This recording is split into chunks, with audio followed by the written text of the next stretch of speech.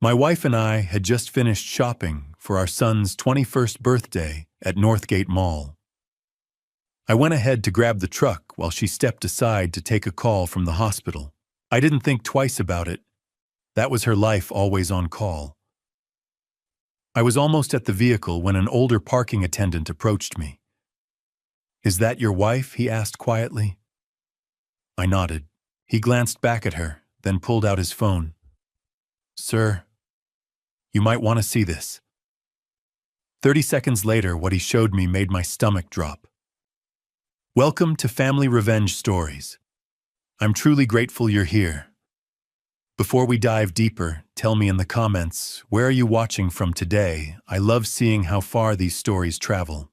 And when you reach the end rate, this story from 1 to 10, your feedback helps me craft even stronger, more powerful stories for you. Also, a brief note. This narrative includes fictional elements woven in for storytelling and reflection. Any resemblance to real names or places is purely coincidental, but the lessons about family trust and consequences are very real. Saturday afternoons in September usually meant yard work or Seahawks pregame prep.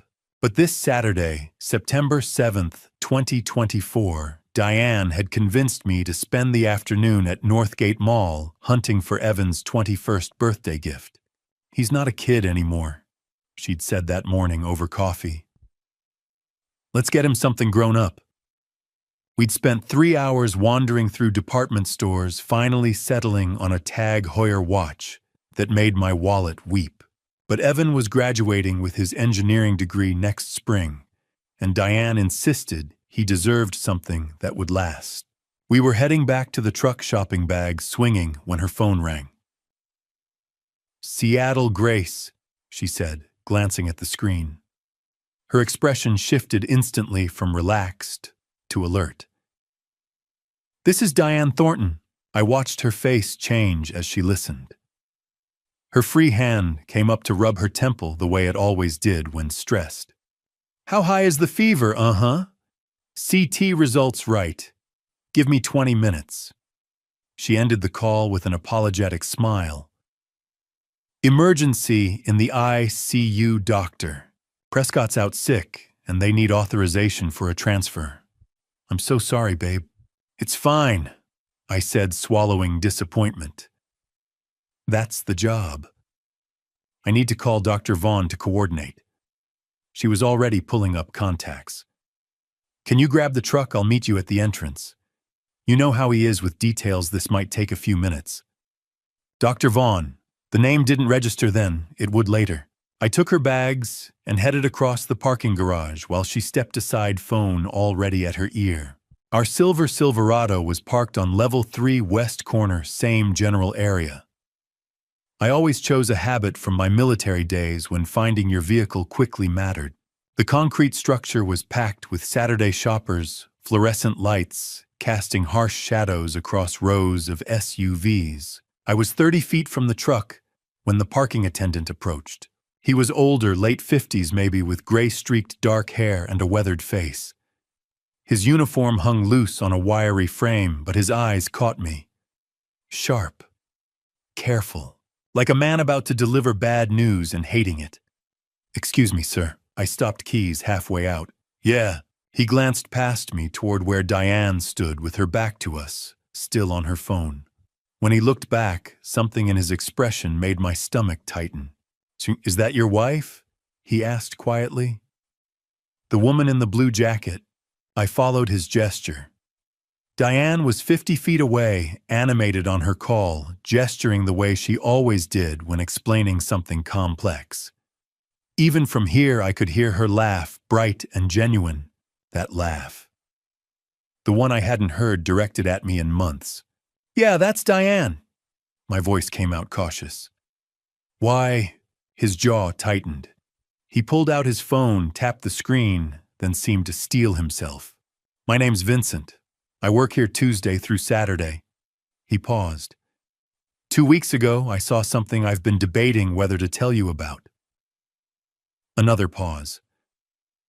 "Because what I saw, you need to know." Cold dread washed over me. "What are you talking about?" He turned his phone toward me. The video was grainy security camera footage from a high angle, but the timestamp was crystal clear.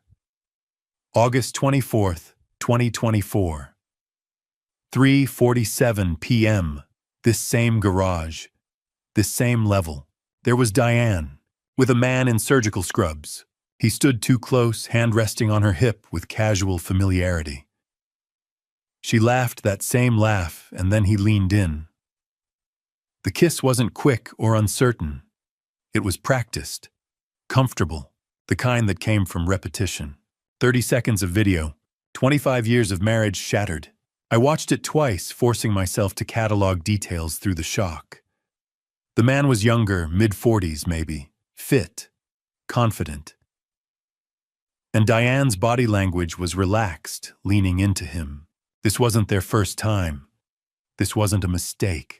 "What I debated showing you," Vincent said quietly, giving me space. "But if it were my wife, I'd want to know. I'd want the truth before I wasted more years on a lie." My throat felt like broken glass. "Who is he?" "Han, don't know his name, but he's been here 4 times in the last month. Always around 3:30. Always in those dark blue surgical scrubs. Always with her." He paused. Now, after the first time, something felt off, so I started keeping records. Records, security footage, evidence. The word cut through my shock. This wasn't just some random guy feeling sorry for a stranger. Vincent had been watching, documenting. "Why?" "Well, Mr. Thornton," I said automatically. Caleb Thornton. Something flickered across his face. Recognition, maybe, but it vanished before I could read it. "Mr. Thornton, I'm sorry I had to be the one to show you this." His voice carried genuine regret. "But better to know now than keep living in the dark, right?"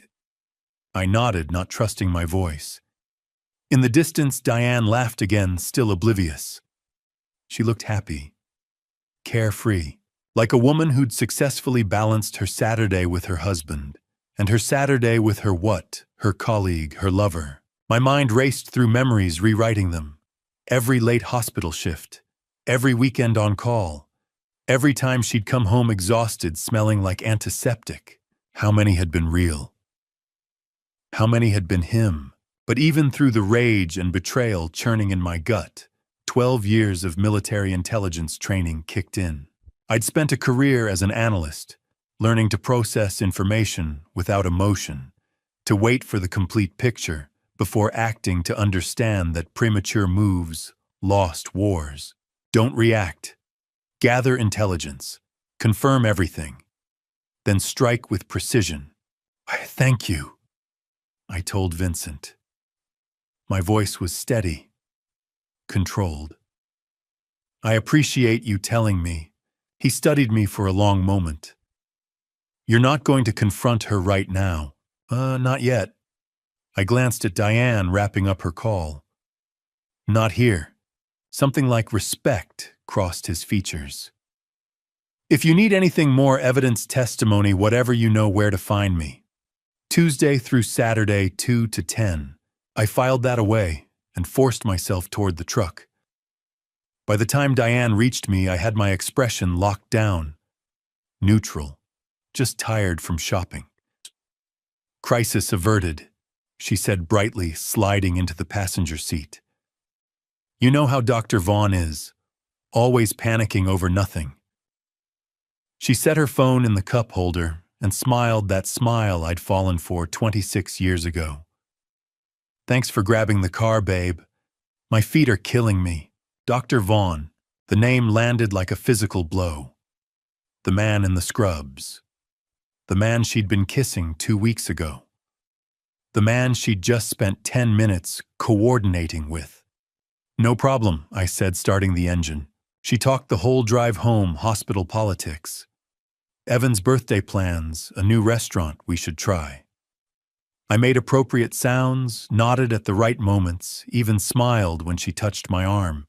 But inside, everything had changed. The man who would have confronted her in that garage who would have let emotion drive his choices, demanded answers, made a scene that man died somewhere between Vincent's video and the driver's seat. The one behind the wheel now was different.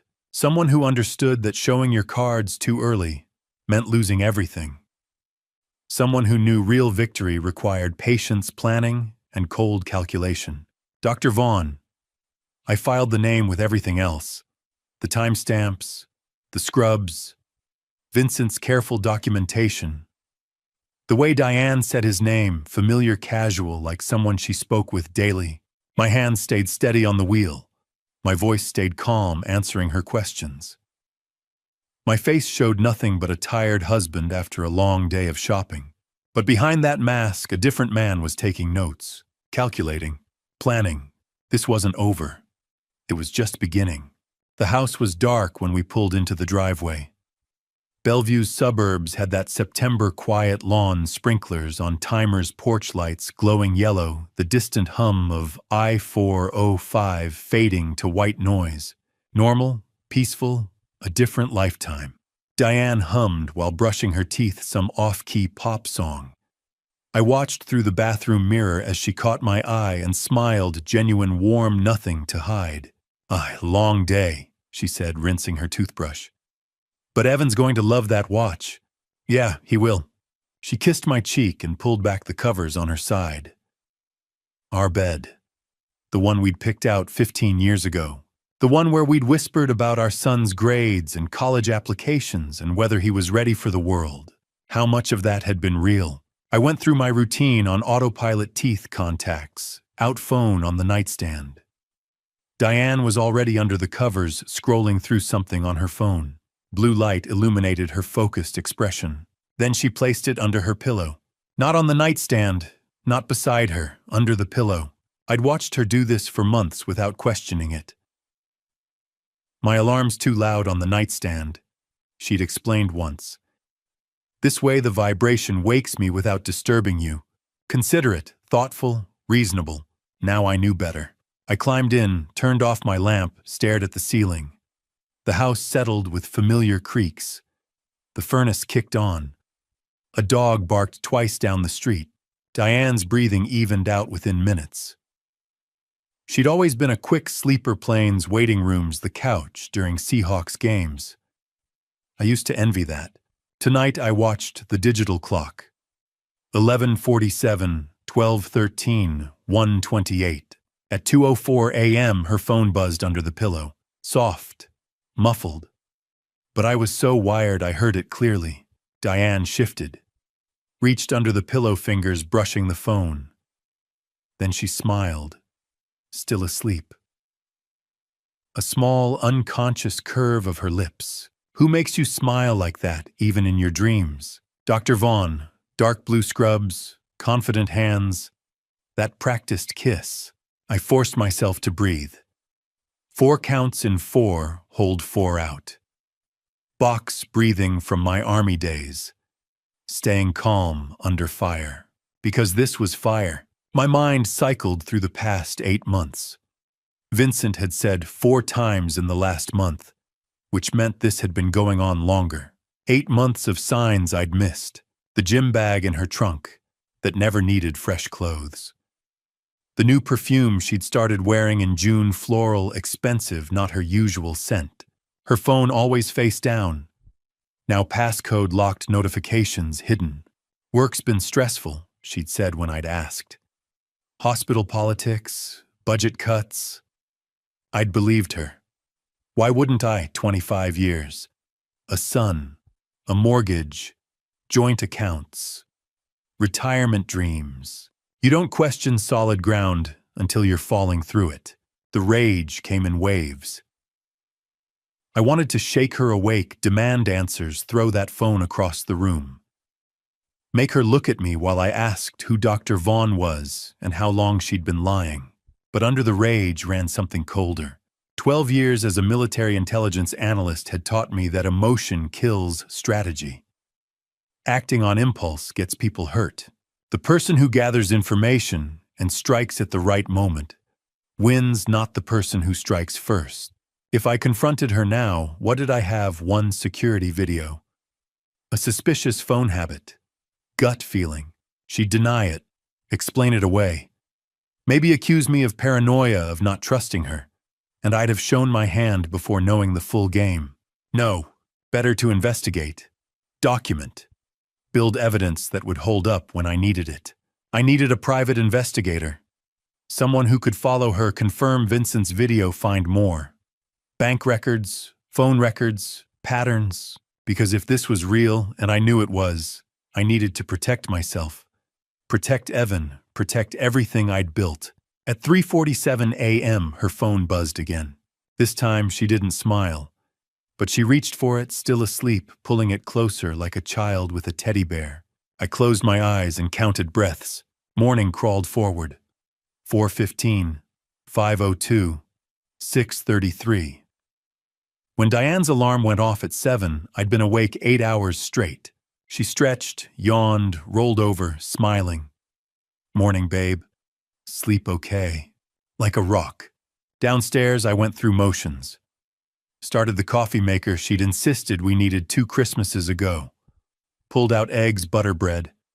Set the table while she showered. When she came down, hair damp, smelling like vanilla shampoo, she was already talking. Evan texted last night. He's thinking about coming home next weekend. We should take him to that steakhouse he loves. She poured coffee, added cream. Oh, and I've been looking at kitchen remodels. Those granite countertops we talked about. I think we should finally do them. She sat at the island, scrolling through Pinterest while I scrambled eggs. I nodded. Made sounds. Asked about countertop colors. Normal. Automatic. A performance I could deliver in my sleep. Because behind the breakfast routine and the coffee and the conversation about kitchen renovations, I was calculating. Vincent's offer. If you need anything, evidence, testimony, you know where to find me. First move. Find a private investigator. Get documentation. Build the case. Second move. Protect assets. Talk to a lawyer. Understand my options. Third move. Wait. Watch. Let her think everything was fine while I gathered ammunition. Diane laughed at something on her phone. Look at this backsplash. Too modern. Little bit, I said, plating eggs. What about the subway tile? She smiled. You always know what I'm thinking. No, Diane. I never did. I set breakfast in front of her. Poured orange juice. Sat across from her at the table we'd refinished together 5 years ago. She talked about Evan's visit, about calling him later to confirm plans. About whether we should repaint the guest room before he came home. And I listened, responded, played my part, because this was war now. Maybe it had been war for 8 months while I'd slept through the invasion, but I was awake now, and in war, the side that strikes smarter always wins. Sunday morning sunlight filtered through the windows, catching dust in the air. The house was quiet except for the refrigerator's hum and a distant lawnmower. Once those sounds meant peace, now they meant privacy. I opened my laptop and typed Private Investigator Seattle, 247 results. I narrowed it down, Divorce Investigation, Seattle Surveillance Expert. 30 minutes later, I found Brady Merrick. His website was clean and direct. 15 years experience, former Seattle PD, domestic cases, discretion guaranteed. No flashy promises, just competence. His office was in SoDo inside a converted warehouse. Not the cliché trench coat setup. Better. I called. Merrick Investigations. My name is Caleb Thornton. I need to hire someone. Today. A pause. What's the situation? My wife is having an affair. I need to know everything. 2 o'clock. Address is on the site. Come alone. He hung up. Brady's office was on the 3rd floor, past a yoga studio and a design firm. The door was unmarked. Inside the space was spare desk cabinets, coffee maker. No family photos, no clutter. Brady looked about 40. Lean, controlled. His eyes assessed me quickly. Former cop without question. Mr. Thornton, he said, gesturing to a chair. Tell me what you know. I gave him the outline. The parking garage footage Vincent had shown me. 8 months of warning signs. The phone hidden under her pillow. 2 a.m. messages. He asked sharp questions. Her workplace schedule, joint accounts, children. When I finished, he leaned back. You're calm. Most people aren't. I was military intelligence, I said. Emotion clouds, judgment. Something shifted in his expression. What exactly do you want? Everything. Who he is. How long. Where they meet. Financial movement, hers and his. Communications, if possible. I need something that stands in court. He nodded. $150 an hour plus expenses. 2 weeks for a full profile. I'll pay double if you do it in one. He paused. 300 plus expenses. Knowledge is leverage. Right now, she has it. He studied me, then amended the contract. 1 week. No guarantees on depth if she's cautious. Prioritize identity and financials. Fair. He stood and offered his hand. Updates via encrypted email. Password changes daily. Don't access from a shared device. Understood. At the door, he added, whatever you're feeling, don't show it. If she senses suspicion, she cleans up. I've already started. Tuesday evening brought steady Seattle rain. Diane was on the couch watching a hospital drama. I was in my office door, cracked open, waiting. At 7:47 p.m., the encrypted email arrived. A separate text delivered the password. I entered it carefully. The report opened. Brady had identified him, Dr. Preston Vaughn, 45 cardiac surgeon at Seattle Grace Hospital. Lives in a downtown condo on Westlake Avenue. Then the activity log. Monday yesterday they met at the Fairmont Olympic Hotel. Room 847 registered under his name. She entered at 2:15 p.m., exited at 4:47 p.m. 2 hours and 32 minutes. I read it 3 times. 2 hours and 32 minutes while I reviewed blueprints at a job site. While I texted her asking what she wanted for dinner. While I believed we were building a future. Tuesday today they met again. Northgate parking garage. Level 3. Physical contact observed. 8 minutes. The same garage where Vincent had first shown me footage. They were comfortable. Repeating patterns.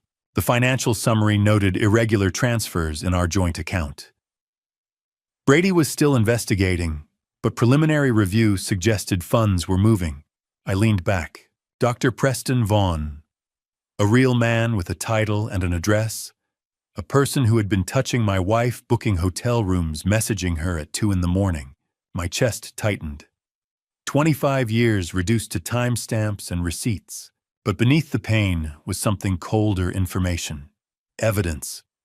Exactly what I'd paid for. Babe Diane called from the living room. You coming? I closed the laptop. Locked it. Inhale 4, hold 4, exhale 4. Box breathing. Then I walked out and kissed the top of her head. Sorry. Work email? What are we watching? Grey's Anatomy. The one where the surgeon's marriage falls apart. The irony nearly made me laugh. I poured 2 glasses of Pinot Noir, the one she'd insisted we splurge on last month. Sat beside her on the couch we'd picked out together during the remodel. On-screen actors portrayed dramatic betrayal. Beside me, Diane leaned into my shoulder, as she had for decades. Familiar? Automatic? She had no idea I'd just read a report detailing her Monday afternoon in a hotel room with another man. I sipped wine and considered what I was becoming. A man who could sit calmly beside his wife while mentally cataloging evidence. A man who understood that confrontation now would only drive her to a lawyer, drain accounts, erase proof. A man who knew justice required patience. On television, the fictional wife discovered the affair and threw her husband out immediately. Emotional, satisfying, reckless. I took another sip. That's not how you win. Wednesday evening, I went back to the parking garage. I'd thought about it all day through a morning site inspection. where I'd barely registered the contractor's questions through lunch I didn't taste, through an afternoon of reviewing blueprints without seeing them, Vincent's careful attention, the way he'd looked at me when I'd said my name, the deliberate documentation. You don't keep records like that unless you have a reason. I found him on the 3rd level during his shift, guiding an SUV into a tight spot. When the driver left, he turned and saw me. No surprise crossed his face, like he'd been expecting this. Before I reveal what he told me in that bar, I need to ask you something. Type yes in the comments if you want to know the truth about Vincent. Type no if you think some secrets should stay buried. I need to see you're still here. Quick reminder. This story includes some dramatized details for storytelling purposes. If that's not for you, no hard feelings if you exit now. But if you're staying, buckle up. We need to talk, I said. Not here, somewhere private. He studied me for a moment, then nodded. There's a bar 3 blocks east. Murphy's. I'm off in 20 minutes. Murphy's was the kind of dive that had probably looked the same since the 70s. Dim lighting, scarred wooden bar, Rainier beer signs, and the smell of decades of cigarette smoke baked into everything despite the smoking ban. A handful of regulars hunched over drinks, minds their own business. We took a booth in the back. Both ordered beer. Neither of us touched it. I hired a private investigator, I said without preamble. He confirmed everything you showed me. The affair, the timeline, everything. I leaned forward. But what I don't understand is why you told me in the first place. You don't know me. You could have just let it happen. Stayed out of it. Vincent was quiet for a long time. His hands rested on the table, weathered and scarred working hands. His jaw worked like he was chewing words, trying to figure out which ones to spit out. I could have, he finally said. Part of me wanted to. Part of me thought maybe you deserved it, the perfect life falling apart. Why would I deserve it? Because you got everything I didn't.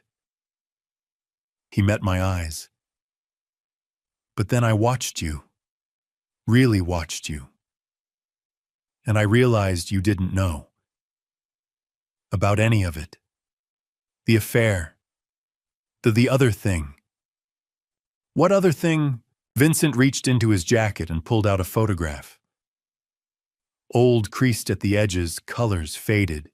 He set it on the table between us. A young Asian woman, maybe early 20s, holding a baby. Beside her stood a white man in his 30s, suit and tie, hand resting on her shoulder, but not quite touching the child. I looked at the man's face. The eyes, my father's eyes. The floor dropped out from under me.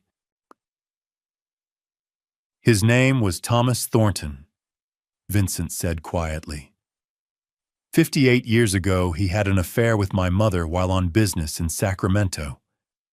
She was a translator at a conference. He was married, had a 2-year-old son back in Seattle. Me. He'd had me. He left before I was born. Never came back. Never sent money. Nothing. Vincent's voice was flat, decades of pain compressed into monotone. My mother raised me alone. Worked 3 jobs. Never told me his name until I was 15. When I finally tracked him down and showed up at his office, you know what he said? I couldn't speak. He said, I have a family. I have a son. You're a mistake. Don't come back here. If you tell him, I'll destroy you and your mother. Vincent's hands clenched. So I didn't. For 43 years I kept that secret. My mind raced. My father, the man who'd taught me to throw a football, who'd come to every little league game, who'd worked overtime to pay for college, had done this. Had another son he'd threatened into silence. How did you find me? I managed. Vincent pulled out another document. A DNA lab report. My name at the top. His at the bottom. Probability of half-sibling relationship 99.97%. 3 years ago, I took a DNA sample from a coffee cup you left at a construction site. I was a licensed private investigator back then, mostly retired now, but I still had connections. Once I confirmed it, He trailed off. I didn't know what to do. Part of me wanted to confront you. Part of me wanted to see if your perfect life was really perfect. Part of me just wanted to protect you from getting hurt the way I did. So you took a job at the parking garage 6 months ago, after I'd watched you for a while, learned your routine, your wife's routine. His expression darkened. 4 months ago, I saw her with Preston. I recognized the signs, the looking over shoulders, the quick touches, the practiced way they moved together. I've done enough domestic surveillance to know what cheating looks like, and you kept watching. I kept records, photos, timestamps, because I thought if it came to it, you'd need evidence, the kind that holds up. He paused. And because I knew what it felt like to be lied to about family, I couldn't let her do that to you without you knowing. My brother. This stranger was my brother. Brady Merrick, I said slowly. The PI I hired. Is he my son? Vincent's mouth twisted. When you called looking for an investigator, I told him to take your case, to do it right, to help you the way I couldn't help myself all those years ago. We sat in silence. Two men who shared DNA and nothing else, connected by a father who'd failed us both in different ways. I'm sorry, Vincent finally said, for all of it, for how you found out, for... Don't. I cut him off. You gave me the truth. That's more than he ever did for either of us. Something shifted in his expression. Relief, maybe, or the beginning of understanding that we were on the same side. He cleared his throat. There's something else. Brady found it in his preliminary investigation. What? His money. Your wife and Preston, they're not just having an affair. They're moving money. Significant amounts. From your joint accounts into something else. My blood went cold. How much? Brady's still tracking it. But based on what he's seen so far, Vincent met my eyes. Enough that this isn't just about betrayal anymore. It's fraud. And just like that, everything changed again. This wasn't just my wife cheating. It was something much worse. Thursday evening, Vincent asked me to come to his apartment. There's something you need to see, he said on the phone, voice measured. Not urgent, controlled. The kind of tone that meant bad news was coming, but it would be delivered carefully. I'd already had enough bad news for one lifetime. His place was in Capitol Hill, an old brick building squeezed between coffee shops and vintage stores. 3rd floor. No elevator. The hallway smelled of garlic and damp carpet. Vincent opened the door before I knocked. Come in. I stepped inside and froze. The wall opposite the entrance was covered floor to ceiling. Photographs. Dozens. Maybe hundreds. Surveillance shots, some grainy, some crisp. Diane's face appeared over and over, entering hotels, sitting in cafes, laughing, touching a man's arm, getting into cars I didn't recognize. Between the photos were printed bank statements, business registrations, and timeline charts connected with red string. In the center was an 8x10 photo of Dr. Preston Vaughn in surgical scrubs, smiling easily at the camera. Jesus, I whispered. Vincent closed the door. I know how it looks. But this is how investigations work. You map it until the whole pattern shows. I moved closer, drawn to the upper left corner of the wall. February 14th. Valentine's Day. Diane entering the Fairmont Olympic Hotel at 2:17 p.m. Another photo of her leaving at 5:43 p.m. 3.5 hours. I had been in Redmond that afternoon. Site inspection. I'd texted her around 6 asking about dinner. She'd said she was exhausted and wanted takeout. She'd been with him. 8 months, Vincent said quietly. I've documented 6, but Brady traced it back further. Valentine's Day is the first confirmed hotel visit. 8 months of lies. 8 months of goodnight kisses that tasted like betrayal. My eyes followed the timeline. March 7th, parking garage. March 23rd, downtown restaurant. April 9th, another hotel. May 2nd, her car outside his condo for 4 hours during a board meeting. The pattern repeated with precision. Then I noticed the business documents pinned near the center. What Summit Healthcare Partners, LLC? I asked. Vincent stepped beside me. Registered March 20th. Co-signed by Diane Thornton and Preston Vaughn. My stomach tightened. On paper, it's a medical equipment supplier, he said. They do sell some equipment legitimate enough to pass inspection, but the pricing is inflated. A handful of small clinics are involved. He handed me bank statements. Transfers, $5,000, $12,000, $8,000, $15,000. Over and over, from an account number I recognized. Our joint savings, how much I asked. $180,000 over 6 months. Small increments to avoid detection. Together, it adds up. $180,000. Gone. There's more, Vincent said. He showed me news articles and court records. Preston has done this 3 times before. Portland, 2019. San Francisco, 2021. Denver, 2022. Same model. He pointed at a chart. He targets hospital administrators, married women between 45 and 50, women with assets, inheritances, joint accounts. He seduces them, convinces them to form a business partnership, creates a clean-looking LLC, slowly drains funds, then relocates before anyone pieces it together. Why hasn't anyone stopped him? Because they're ashamed. To expose him, they'd have to admit the affair. Risk careers, risk marriages. He keeps each case under major felony thresholds when possible, and he makes every woman feel chosen.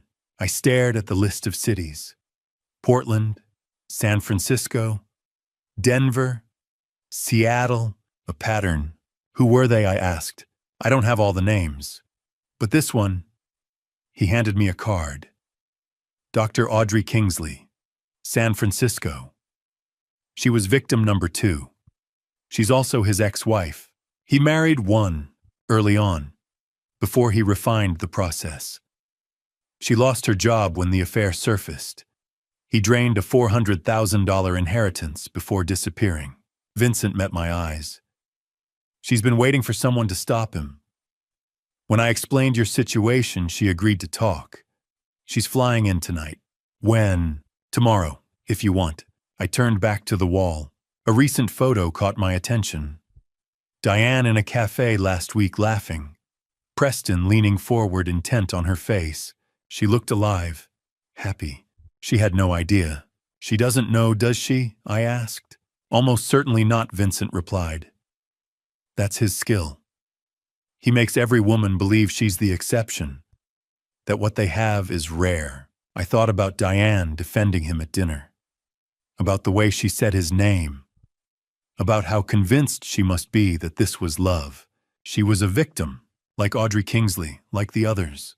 But that didn't erase what she'd done to our marriage, or the money, or the deception. I turned to Vincent, my brother, a man I'd known for less than a week, but who now stood at the center of this unraveling. Set up the meeting with Audrey Kingsley, I said. Tomorrow. He nodded. I want to know everything. Friday morning I called my sister. Bryn, I need your help. Legal help. Silence. Bryn Whitmore didn't do silence. 25 years as a divorce attorney had trained her to fill every pause with strategy. But this time she was quiet for 3 long seconds. Come to my office, she said at last. Now. Her office sat on the 10th floor of a downtown high-rise overlooking Elliott Bay. Corner suite, expensive furniture, diplomas and bar certifications framed along one wall. The kind of office you earn after decades of winning custody wars and dismantling joint assets. She closed the door behind me. Bryn was 4 years older, sharp-featured gray threading through her dark hair, gray she'd stopped dyeing years ago. Gray makes opposing counsel underestimate me, she used to say. Sit, she said now. Talk. So I did. I told her everything. The parking garage footage. Vincent, the half-brother I never knew existed, born from our father's affair 58 years ago. The wall of surveillance photos. 8 months of lies. Preston Vaughan's pattern of seduction and financial manipulation in 4 cities. The LLC Summit Healthcare Partners, co-signed by my wife and her lover. $180,000 siphoned from our joint account in small, deliberate transfers. Bryn didn't interrupt. Her face moved through shock anger, then settled into the cold focus I'd seen in courtrooms. When I finished, she said one word, bastards. Then she opened her laptop. Here's where you stand legally, she said. You have grounds for at-fault divorce based on adultery. Washington is technically no fault, but documented adultery still influences asset division in certain contexts. The financial transfers strengthen your position significantly. And if that LLC involved interstate electronic transactions, we're looking at potential federal wire fraud. What are my options? She didn't hesitate. Monday morning, we file for divorce. We cite adultery and financial misconduct. At the same time, we file an emergency motion to freeze all joint accounts. That prevents her from moving or hiding additional funds. She paused, studying me. What do you want, Caleb? Not the legal answer, the real one. I'd already decided. I want the house. I want every dollar back. And I want her to understand exactly what she destroyed. Bryn's gaze sharpened. You're not asking for fairness. I'm asking for precision. She smiled slightly. Good. She pulled out a legal pad. Step 1, documentation. Every report from your PI, every surveillance photo, every financial statement, hotel receipts, time-stamped evidence. We build a case she cannot spin. Vincent's been documenting for 6 months. Excellent. She continued writing. Step 2. Emergency account freeze. Once approved, and with this evidence, it will be she cannot access funds without court authorization. She tapped her pen thoughtfully. Step 3. The house. Did Dad ever update the mortgage structure after Mom died? No. Why? She turned her laptop toward me. Because he inserted a protection clause when you refinanced. If the marriage dissolves under proven adultery, his estate retains an interest in the property. That protects your equity. She forfeits her claim. I stared at her. You're serious. Dad had seen too many men get wiped out in divorce. He drafted it to shield you. She gave me a look. Yes, ironic, considering his own history. But he protected you. Another layer I hadn't known existed. Step 4. Bryn said we leveraged the LLC fraud. Participation in financial misconduct can shift asset division heavily in your favor. She didn't just cheat. She diverted joint funds. Courts take that seriously. Will it hold? With this level of documentation, yes. Especially if the FBI opens a file. What about Evan? Her expression softened. He's 20. No custody issues. You tell him when you're ready. Legally, he's separate. I nodded, keeping the DNA question I'd been wrestling with to myself. One battle at a time, Caleb Bryn said quietly, leaning forward. Once we file, this ends. Completely. No reconciliation window. Are you certain? My marriage ended 8 months ago, I replied. I just learned about it last week. She held my gaze, then nodded. Then we finish it properly. She reached for her phone. Judge Williams owes me a favor. I'll secure an emergency hearing Monday afternoon for temporary orders. That gives us the weekend to finalize everything. Thank you. Don't thank me yet, she said. This will get ugly. Diane will fight. Preston will hire counsel the moment he senses pressure. If federal investigators step in, it escalates quickly. I have Vincent. I have Brady. I have 6 months of documentation. And now I have you. That earned a different smile, less attorney, more sister. Yeah, she said. You do. When I stepped out of her office, my phone buzzed. Vincent. Audrey Kingsley confirmed for tomorrow, 2 p.m. Ballard Cafe. She has evidence. A lot. I texted back, I'll be there. 3 days ago, I'd been shopping for my son's birthday present, believing I was in a solid marriage. I'd been blind, comfortable, trusting. Now I had a private investigator, a half-brother with a wall of evidence, an ex-wife of my wife's lover flying in with documentation, and the best divorce attorney in the city drafting emergency motions. I wasn't reacting anymore. I was building a case. Saturday afternoon, I met Dr. Audrey Kingsley at a coffee shop in Ballard. She was already there when I arrived, sitting at a corner table away from the windows. 47, polished in that professional way that spoke of years climbing corporate ladders. Dark suit, minimal jewelry, hair pulled back neat. But it was her eyes that told the real story, tired in a way that sleep couldn't fix, the kind of exhaustion that came from surviving something that should have destroyed you. Mr. Thornton. She stood as I approached, offered her hand. Firm grip, steady eye contact. Whatever Preston had done to her, she hadn't let it break her completely. Thank you for agreeing to meet, I said, sitting across from her. Thank you for reaching out. She wrapped both hands around her coffee cup like she needed the warmth. When Vincent called and explained the situation, said Preston was working the same pattern again in Seattle, I knew I had to help. Tell me what happened between you and Preston. She took a slow breath, organizing thoughts she'd probably organized 1,000 times before. We met 7 years ago. I was CFO at Oregon University Medical Hospital. Preston was the new hire, brilliant cardiac surgeon, charming, younger than most department heads. He made an impression immediately. Her mouth tightened. My marriage was struggling. 25 years, 2 kids already in college. My husband and I were basically roommates who shared a mortgage. The classic midlife crisis setup. I knew that feeling. The distance that grew so gradually, you didn't notice until you were strangers living under the same roof. Preston saw that. Audrey continued. Or maybe he engineered it, I don't know anymore. He made me feel understood, important. Like I mattered beyond budget spreadsheets and board meetings. The affair started within 3 months. She said it clinically, like reading a medical chart. Detached. The only way to tell the story without drowning in it. 6 months in, he pitched the business idea. A medical equipment company we'd source better quality supplies at lower costs, improve hospital procurement, make millions in the process. He called it a partnership between clinical expertise and financial management. Made it sound revolutionary.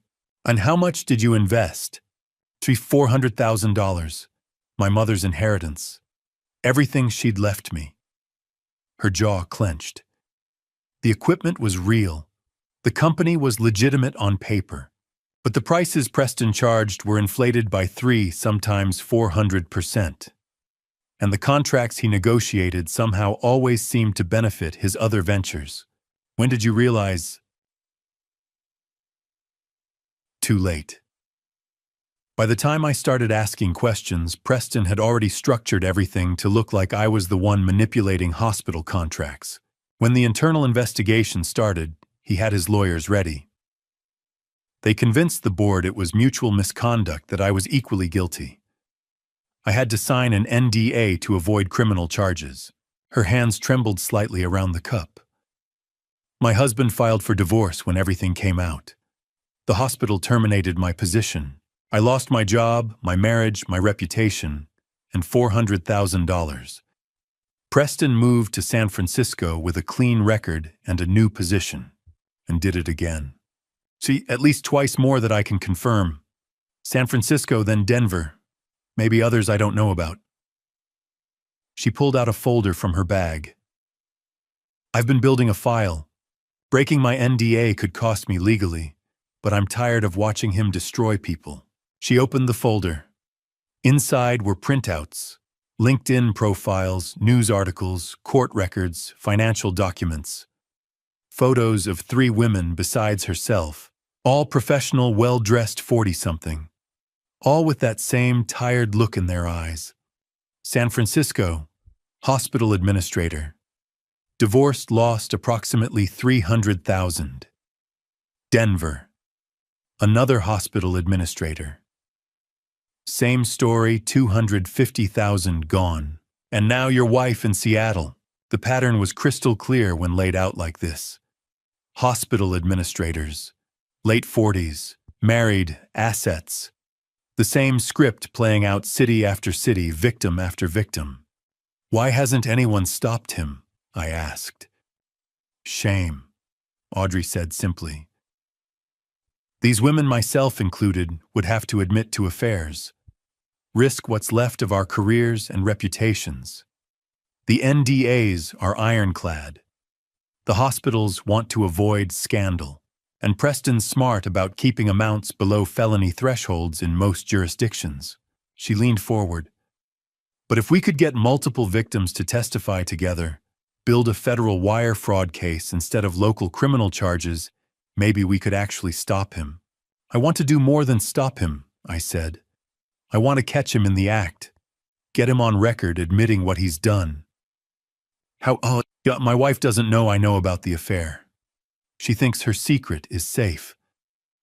If I could get her to cooperate, wear a wire record, Preston confessing to the fraud, she'd have to flip on him, Audrey said slowly. Betray someone she thinks she's in love with. Why would she do that? Because I'll give her a choice. Help us take Preston down or go down as his accomplice. She's signed documents, co-signed the LLC, participated in fund transfers. Legally, she's as guilty as he is. Audrey studied me with those tired, sharp eyes. You're not doing this just to save your marriage. My marriage ended 8 months ago. I'm doing this because he needs to be stopped. Because you deserve justice. Because those other women deserve to know they weren't alone. And because my wife deserves to understand exactly what kind of man she's been protecting. Audrey was quiet for a long moment. Then she slid the folder across the table. I'll testify, she said. I'll break my NDA. I'll contact the other victims and see if they'll come forward. I don't care about the legal consequences anymore. I just want Preston Vaughn facing real justice for once in his life. I looked at the folder. 4 women's faces staring up at me from the documents. 4 lives dismantled by the same man who was currently dismantling mine. He will, I said. We'll make sure of it. Because this wasn't just about my marriage anymore. This wasn't about hurt feelings or betrayed trust or 25 years wasted. This was about stopping a predator. And we finally had an army strong enough to do it. The Seattle Grace Hospital annual fundraising gala was the kind of night where the city's medical elite gathered beneath crystal chandeliers to applaud their own brilliance. Diane had been excited for weeks. I had been preparing for 3 days. She bought a red silk dress that cost more than my weekly paycheck. Scheduled a hair appointment.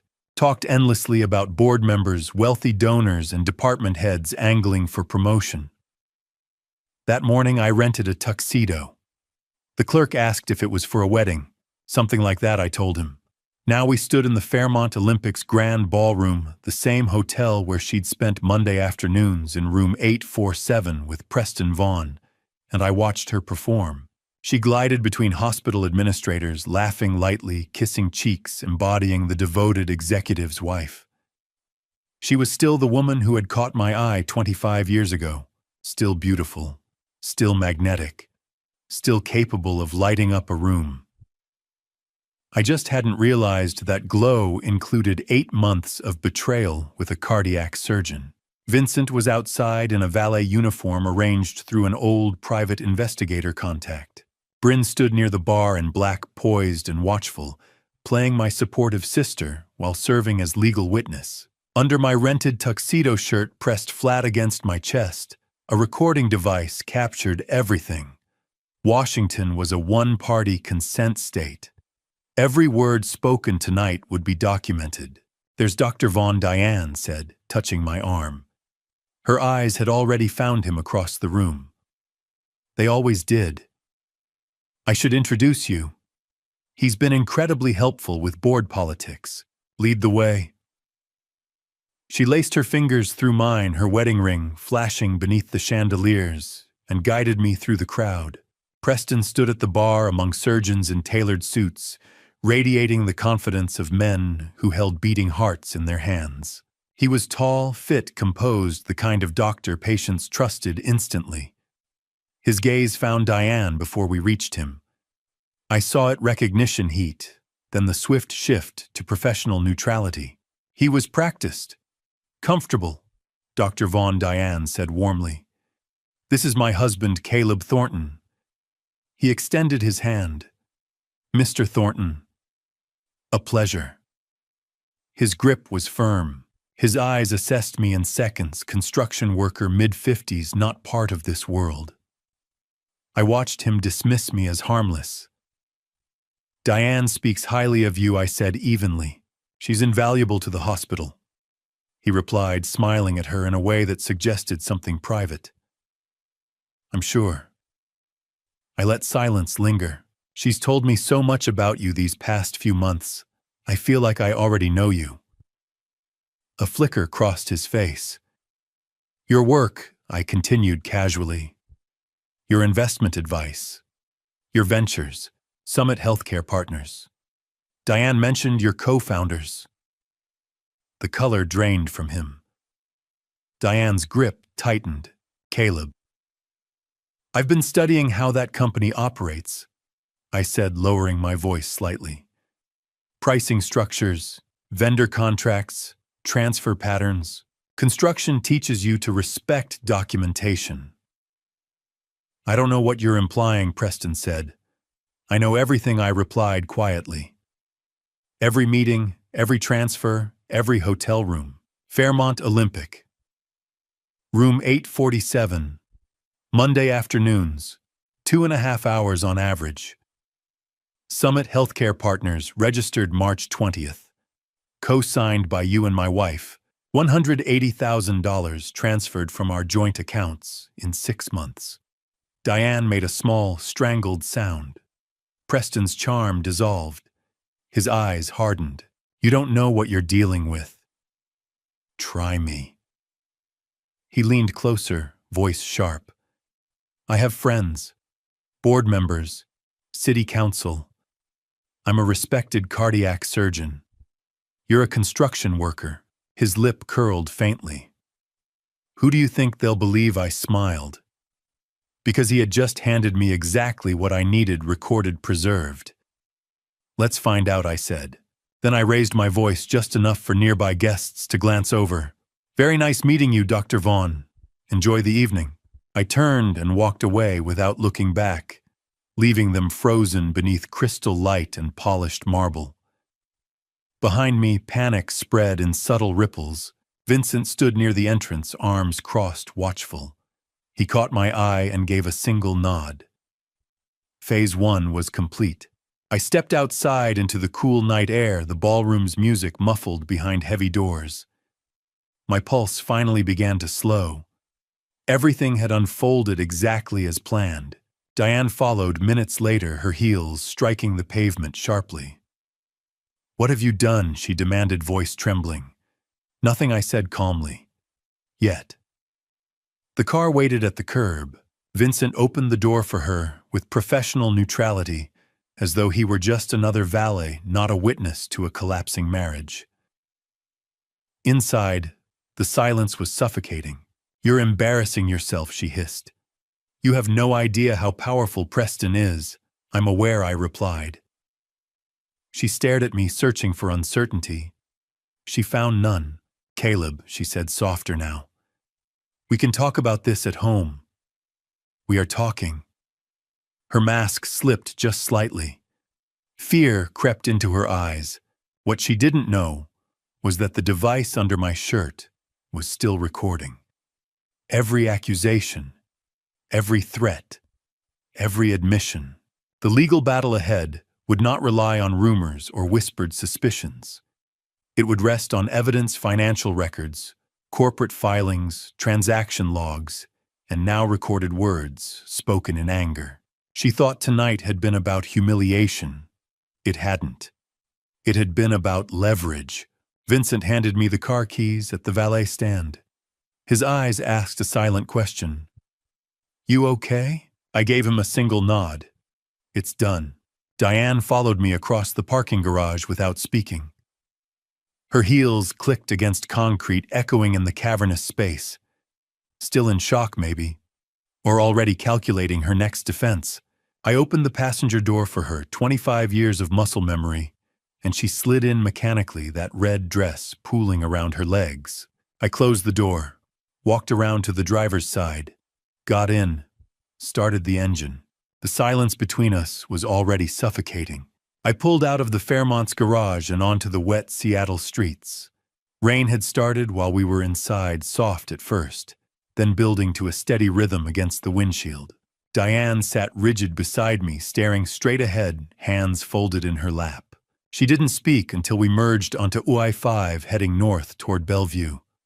When she finally found her voice, it came out tight, controlled, still trying to manage the situation. What the hell just happened back there? That was me being honest for the first time in a week. "You embarrassed me in front of—" "I embarrassed you." My hands tightened on the wheel. "That's really what you're concerned about right now. Kroglib, whatever you think you know, stop." The word came out harder than I'd intended. "Don't insult me with denials." Silence. Just rain and road noise and the sound of 25 years cracking apart. "I saw you," I said quietly. "At the parking garage. Saturday, 8 days ago. With him." "I don't know what you're talking about." I pulled onto the shoulder. Right there on I-5, rain-pouring traffic rushing past. Put the car in park. Turned to face her directly. "Diane, I have video. 8 months of surveillance, hotel check-ins, financial records, LLC documents with your signature. I have everything." The color drained from her face. All that careful control evaporated. "Oh God. How long?" My voice stayed level, clinical. "Before you insult me with explanations, just tell me. How long have you been sleeping with him?" She stared at her hands. Her wedding ring caught light from passing headlights. 8 months, she whispered. "Since February." "Valentine's Day. How romantic." "Caleb, please." "And the money." "The $180,000 you stole." He said it was an investment. I pulled Audrey's folder from inside my jacket. Dropped it in her lap. "He's a professional con artist. Open it." Her hands trembled as she opened the folder. I watched her face as she read. Watched the horror settle in. Photos of 3 other women. Portland, San Francisco, Denver. All hospital administrators. All married. All mid-40s. Same pattern. Same promises. Same lies. "No, this can't be. Preston wouldn't." I showed her my phone. Screenshots Brady had recovered from cloud backups. Preston's messages to previous victims. "You're the only one who understands me. We can have a real future together. Just trust me with this investment." Word for word identical to messages he'd sent her. She scrolled through them, hands shaking. I watched the fantasy shatter. Watched her realize she'd never been special. Just another mark in a pattern going back years. He doesn't love me. Hollow. Broken. No. He never did. No. I destroyed everything for... Her voice cracked. "Oh God. Oh God, what have I done?" She started crying. Deep, wrenching sobs. I felt nothing. "I want you out of the house by tomorrow." "Well, I filed for separation. Bryn's my attorney. Monday the court freezes our accounts. Divorce papers come next week." "You can't just..." I can. You committed adultery, financial fraud, theft, 8 months of lies. I paused. Maybe longer. She went very still. What do you mean? Evan. I kept my eyes on the road as I pulled back into traffic. He's not mine, is he? Silence. I'm type O, you're type B, Evan's type A. That's genetically impossible if I'm his biological father. Caleb, please. Who was it? Someone before we married. Does it even matter anymore? She didn't answer, just kept crying. 20 minutes later, I pulled into our driveway. The house I'd bought. Renovated. Made into a home. The house where I'd raised another man's son. Get out! She stumbled from the car, mascara running that expensive red dress soaked from rain.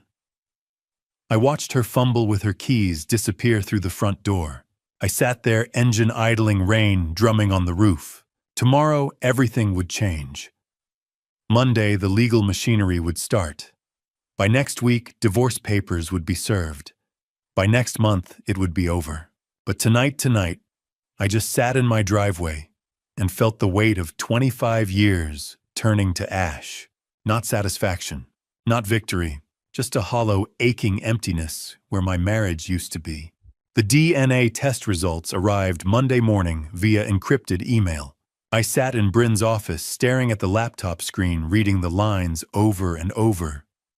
Medical terminology, lab certification numbers, charts showing genetic markers that meant nothing to me, and at the bottom, in bold, probability of paternity, 0.00%. Caleb. Bryn's voice came from somewhere far away. I closed the laptop, sat back, looked at my hands. He's not my son. 20 years. Every birthday party where I'd carried the cake while everyone sang. Every baseball game where I'd taught him to swing level, keep his eye on the ball. Every parent-teacher conference where teachers told me what a good kid he was, how proud I must be. Every time he'd said, "I love you, Dad," before bed. "I'm so sorry," Bryn said quietly. "Are you?" I stood, walked to the window. Downtown Seattle stretched below buildings and traffic and people living their normal Monday mornings. Because I'm not sure how I'm supposed to feel right now. However you feel is valid. The blood types, I said, still staring out the window. I looked it up last week. Type O and type B can't produce type A. It's genetically impossible. I turned to face her. 20 years of diapers and homework and parent-teacher conferences. 20 years teaching him to ride a bike, drive a car, be a good man. And none of it was real. Stop. Bryn's voice was sharp. She stood, came around her desk. Don't do that. Don't let Diane's lie poison what you built with that boy. It was built on your choice to love him, to show up, to be there. She pointed at the closed laptop. That test tells you about biology. It doesn't tell you about fatherhood. You've been his father in every way that matters. But he's not. He's your son, Caleb. You raised him. Biology doesn't determine that. Love does. Time does. Presence does. Her eyes were fierce. That number on the screen, that's not 0. What you've given him for 20 years, that's everything. I sank back into the chair. Felt something in my chest crack open. How do I tell him? My voice came out rough. That his whole life is built on his mother's lie. Bryn sat on the edge of her desk. Does he need to know right now? He deserves the truth. He's 20, away at college. Senior year, the most critical time for his development, his career plans, his sense of identity. She paused. Telling him now would destroy him. So I just lie by omission, haikchum. No, you wait. Until after graduation. Until he's stable, employed, ready to process something this devastating. Until you're ready to have that conversation. I thought about Evan. engineering senior. Job interviews coming up. His whole future ahead of him. We wait, I said finally, and we protect that choice. Bryn pulled up a document on her computer. Non-disclosure clause in the divorce settlement. Diane is prohibited from telling Evan about the paternity. If she violates it, she faces financial penalties and contempt charges. That feels wrong, like I'm covering up the truth. You're not covering it up. You're controlling when and how Evan learns something that will fundamentally reshape his understanding of himself. Bryn turned the screen toward me. You can tell him later, when he's ready, when you're ready. But Diane doesn't get to weaponize that truth in anger or spite. You decide, not her. I stared at the clause, read it 3 times. On my terms, I said, not hers. Exactly. Bryn opened another folder. Let's talk asset division. She walked me through it. Clinical, professional, 25 years reduced to spreadsheets. The house $800,000 in equity would go to me. Dad's infidelity clause. The irony wasn't lost on me. My father, who'd had his own affair that produced Vincent, had still thought to protect me from the same fate. Retirement accounts $1.4 million total. I'd keep $1.2 million. Diane would keep only her own 401k, about $200,000. She'd forfeited the joint savings through fraud and theft. My construction business, $500,000 in value, stayed entirely mine. Built before and during the marriage, but she'd forfeited any claim through adultery. No alimony. At-fault divorce plus financial fraud meant she walked away with almost nothing. Ma, the emergency hearing is at 2, Bryn said. Judge Williams will freeze the joint accounts today. Diane won't be able to touch another dollar without court permission. And the divorce papers, served by end of week. She paused. This is really happening, Caleb. Once we file, once these accounts freeze, there's no going back. Are you ready? I thought about Evan away at college, unaware that his family was imploding. Unaware that his mother had lied about his paternity for 20 years. Unaware that I was fighting to protect him from truths he wasn't ready to handle. I thought about Diane, who'd stolen 20 years of truth from both of us. Who'd built our family on lies I was still uncovering. I thought about Preston Vaughn, who'd destroyed multiple lives for money and ego, and would have walked away clean if I hadn't stopped him. I'm ready, I said. Let's end this. Bryn slid the papers across her desk. I picked up the pen and signed. Monday evening, I sat alone in the house that was finally just mine. The silence felt different now. Not empty, just quiet. Diane had been gone since Saturday night. Her things were still upstairs, clothes, makeup, shoes, but she was gone. Staying at some hotel downtown, probably. Using the credit card I hadn't frozen yet. That would change tomorrow morning. My phone buzzed on the kitchen counter. Voicemail notification. Diane's number. I stared at it for a long moment. Debated not listening. But curiosity, or maybe strategy, won out. I hit play. At first I thought she was calling me. Then I heard the rustling sounds. Muffled movement. The hollow acoustic of a phone in a purse or pocket. Pocket dial. She'd called me by accident. And then I heard her voice trembling, talking to someone else. Preston, please pick up, please. My hand tightened on the phone. Ringing sounds through the recording. Once, twice, 3 times. Then a click. What? Preston's voice came through cold. Flat. Nothing like the charming surgeon who'd smiled at me at the gala. Oh, thank God. Diane's voice was thick with tears. Caleb, he knows everything. About us, about the money, everything. He froze the accounts, filed for divorce. I told you not to call me. Preston, what do we do? I don't know what to... We. His voice turned sharp. There is no we anymore, Diane. Silence. Then Diane's voice, smaller, broken. What do you mean? I mean, you were careless. You let yourself get caught. I can't be associated with any of this. But you said we'd start over together. California. The practice we'd build. I said a lot of things. Matter of fact, like he was discussing weather. Look, this was fun while it lasted, but you've become a liability. A liability. Her voice cracked.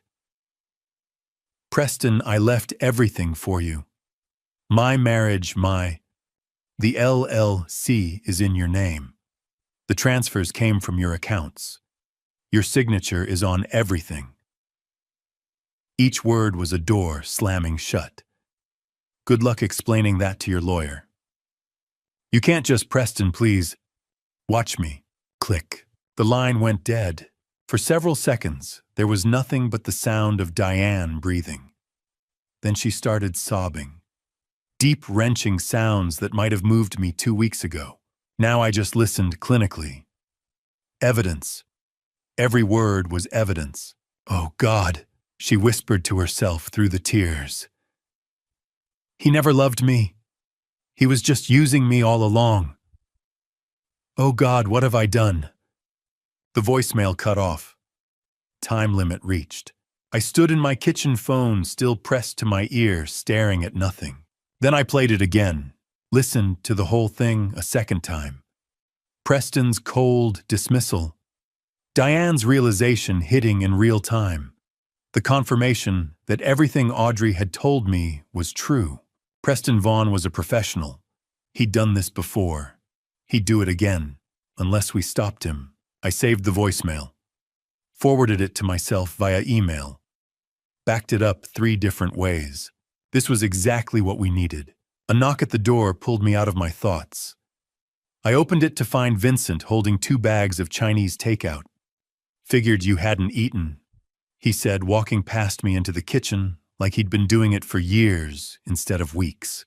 I've been eating. Coffee and rage don't count as a meal. He started unpacking containers. Kung Pao chicken, fried rice, egg rolls. Despite everything, I almost smiled. Since when are you my nutritionist? Since I'm your brother and somebody needs to make sure you don't self-destruct. He grabbed plates from the cabinet, somehow already knew where they were. You look like hell, by the way. Thanks. What are brothers for? We sat at the kitchen table. Vincent handed me a fork. Something happened, he said. Not a question. I pulled out my phone. Diane pocket dialed me about an hour ago. Left a voicemail. I hit play. Vincent's face went darker with every word. By the time Preston said, "Watch me," and hung up, his jaw was clenched tight. That son of a bitch, he said quietly. Preston just gift-wrapped us a confession and made Diane desperate. Vincent looked up at me. Desperate people cooperate. That's what I'm counting on. I took a bite of chicken. First real food I'd eaten all day. Give her one more day. Let her realize she's completely alone. Preston's gone. I'm gone. The money's about to be gone. Then we approach her about the wire. You think she'll do it? What choice does she have? I picked up my phone, played the voicemail one more time. Diane's voice. He never loved me. He was just using me. She's finally seeing what we've known all along. Preston Vaughn is a predator, and she was just another mark. Think she'll throw him under the bus? She already has. We just need to make it official. Vincent nodded slowly, picked up his beer. You know what's weird? What? I don't even hate her anymore. I said it before I'd really thought about it. I just feel done. Vincent studied me for a moment, then nodded. That's maturity or exhaustion. Sometimes they're the same thing. My phone buzzed. Text from Bryn. Emergency hearing approved. Accounts frozen as of 8 a.m. tomorrow. She's cut off. I showed Vincent. He raised his beer. To consequences. I picked up mine. To consequences. We clinked bottles. And for the first time in 2 weeks, since that Saturday afternoon in the parking garage when my world had imploded. I almost smiled. Tomorrow we'd approach Diane about cooperation. But tonight, sitting in my kitchen with the brother I never knew I needed eating Chinese food and planning strategic strikes, I felt something shift. Control. It was finally coming back. 2 weeks passed since Preston abandoned her. 2 weeks we let Diane stew in that hotel room, isolated and desperate. Preston's silence confirmed what the voicemail had already proven: he'd discarded her the moment she became a liability. The accounts had been frozen since September 24th. She was living on a credit card that would max out soon, eating room service and searching job sites that wouldn't hire someone whose professional reputation was about to implode. Bryn had been monitoring the situation. "She's desperate enough now," she'd said Tuesday evening. "Time to move." Wednesday morning, the three of us, me, Bryn, and Vincent, arrived at the Courtyard Marriott near Seattle Grace Hospital. Room 314. I knocked. The woman who opened the door was barely recognizable. No makeup. Sweatpants and an oversized t-shirt. Hair pulled into a messy bun. Eyes swollen and red from crying. This was the same woman who'd worn that red silk dress to the gala 2 weeks ago, radiant and confident, and completely unaware her world was collapsing. "Caleb," her voice cracked. "I didn't think you'd—" "This isn't a request," I said. She stepped back, letting us in. The hotel room told its own story. Unmade bed. Room service trays stacked on the desk. Laptop open to LinkedIn, and indeed evidence of a desperate job search that wasn't going anywhere. The clinical smell of industrial cleaning products mixed with stale coffee. Bryn walked in first, professional and cold. "I'm Bryn Whitmore, Caleb's sister and attorney. We're here to discuss your options." Diane looked between us, confusion mixing with fear. "My options? You're facing federal wire fraud charges." Bryn's voice was crisp, clinical. "The $180,000 you transferred to Summit Healthcare Partners constitutes federal bank fraud. That's a federal crime. 5 to 10 years in prison if convicted." Diane's legs seemed to give out. She sank onto the unmade bed. "I didn't know. Ignorance isn't a defense. You signed the documents. You executed the transfers. You're an accomplice." Bryn pulled out a folder. "Preston Vaughn has said the same things to 3 other women. Take a look." She handed over Audrey's folder. Diane opened it with shaking hands. I watched her face drain of color as she read.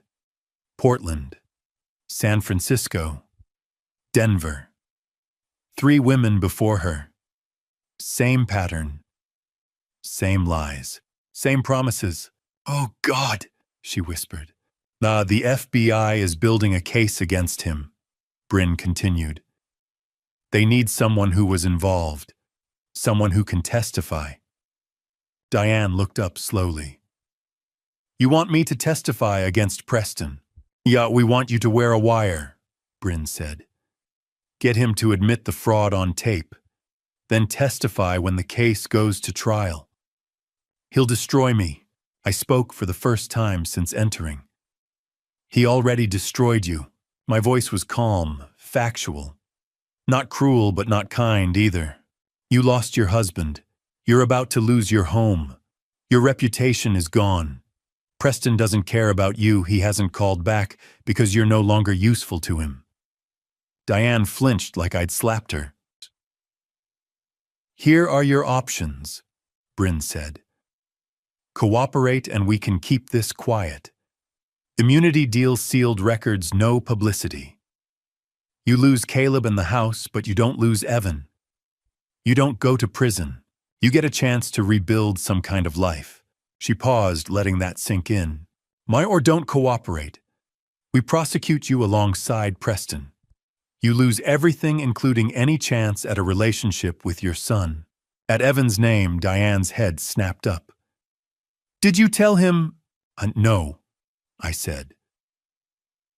Because despite everything, I don't want to destroy my son's life. But if you don't cooperate, if you force us to go to trial, everything becomes public. Evan will know exactly what kind of person his mother is. That's blackmail. That's reality. Bryn cut in. Silence filled the hotel room. Diane looked between us, desperate for a way out that didn't exist. If I do this, she said finally, voice barely above a whisper, will it change anything between us? No. I kept my voice level. The divorce proceeds as planned. You keep your 401k. You get immunity. That's more than you deserve. More silence. Diane was crying now, quiet tears running down her face. I'll do it, she said. I'll wear the wire. Bryn pulled out paperwork. FBI agent Owen Ramsey will contact you within 24 hours. He'll brief you on the operation. You'll need to contact Preston, arrange a meeting. The wire will record everything. What do I say to him? It's the truth, I said. That you're scared. That I'm threatening you. That you need his help. He's arrogant enough to believe you're still under his control. Diane nodded, hands shaking as she took the immunity agreement from Bryn. I'm sorry, Caleb. Her voice broke. For everything. I never meant for. I stood, headed for the door. Didn't look back. Sorry doesn't fix this, I said. But cooperation might save you. Outside in the hotel corridor, Vincent put a hand on my shoulder. That was brutal. That was necessary, I corrected. He studied me for a moment, nodded slowly. We walked to the elevator in silence. As the doors closed, I felt something settle in my chest. Not satisfaction, not victory, just completion. The legal machinery was in motion now.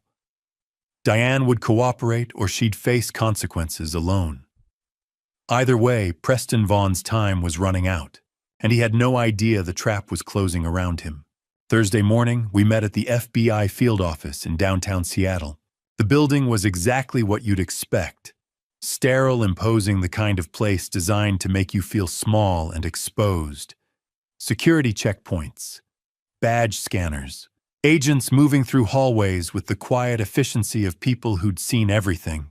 Agent Owen Ramsey looked like he'd seen most of it. Mid-40s, maybe pushing 50.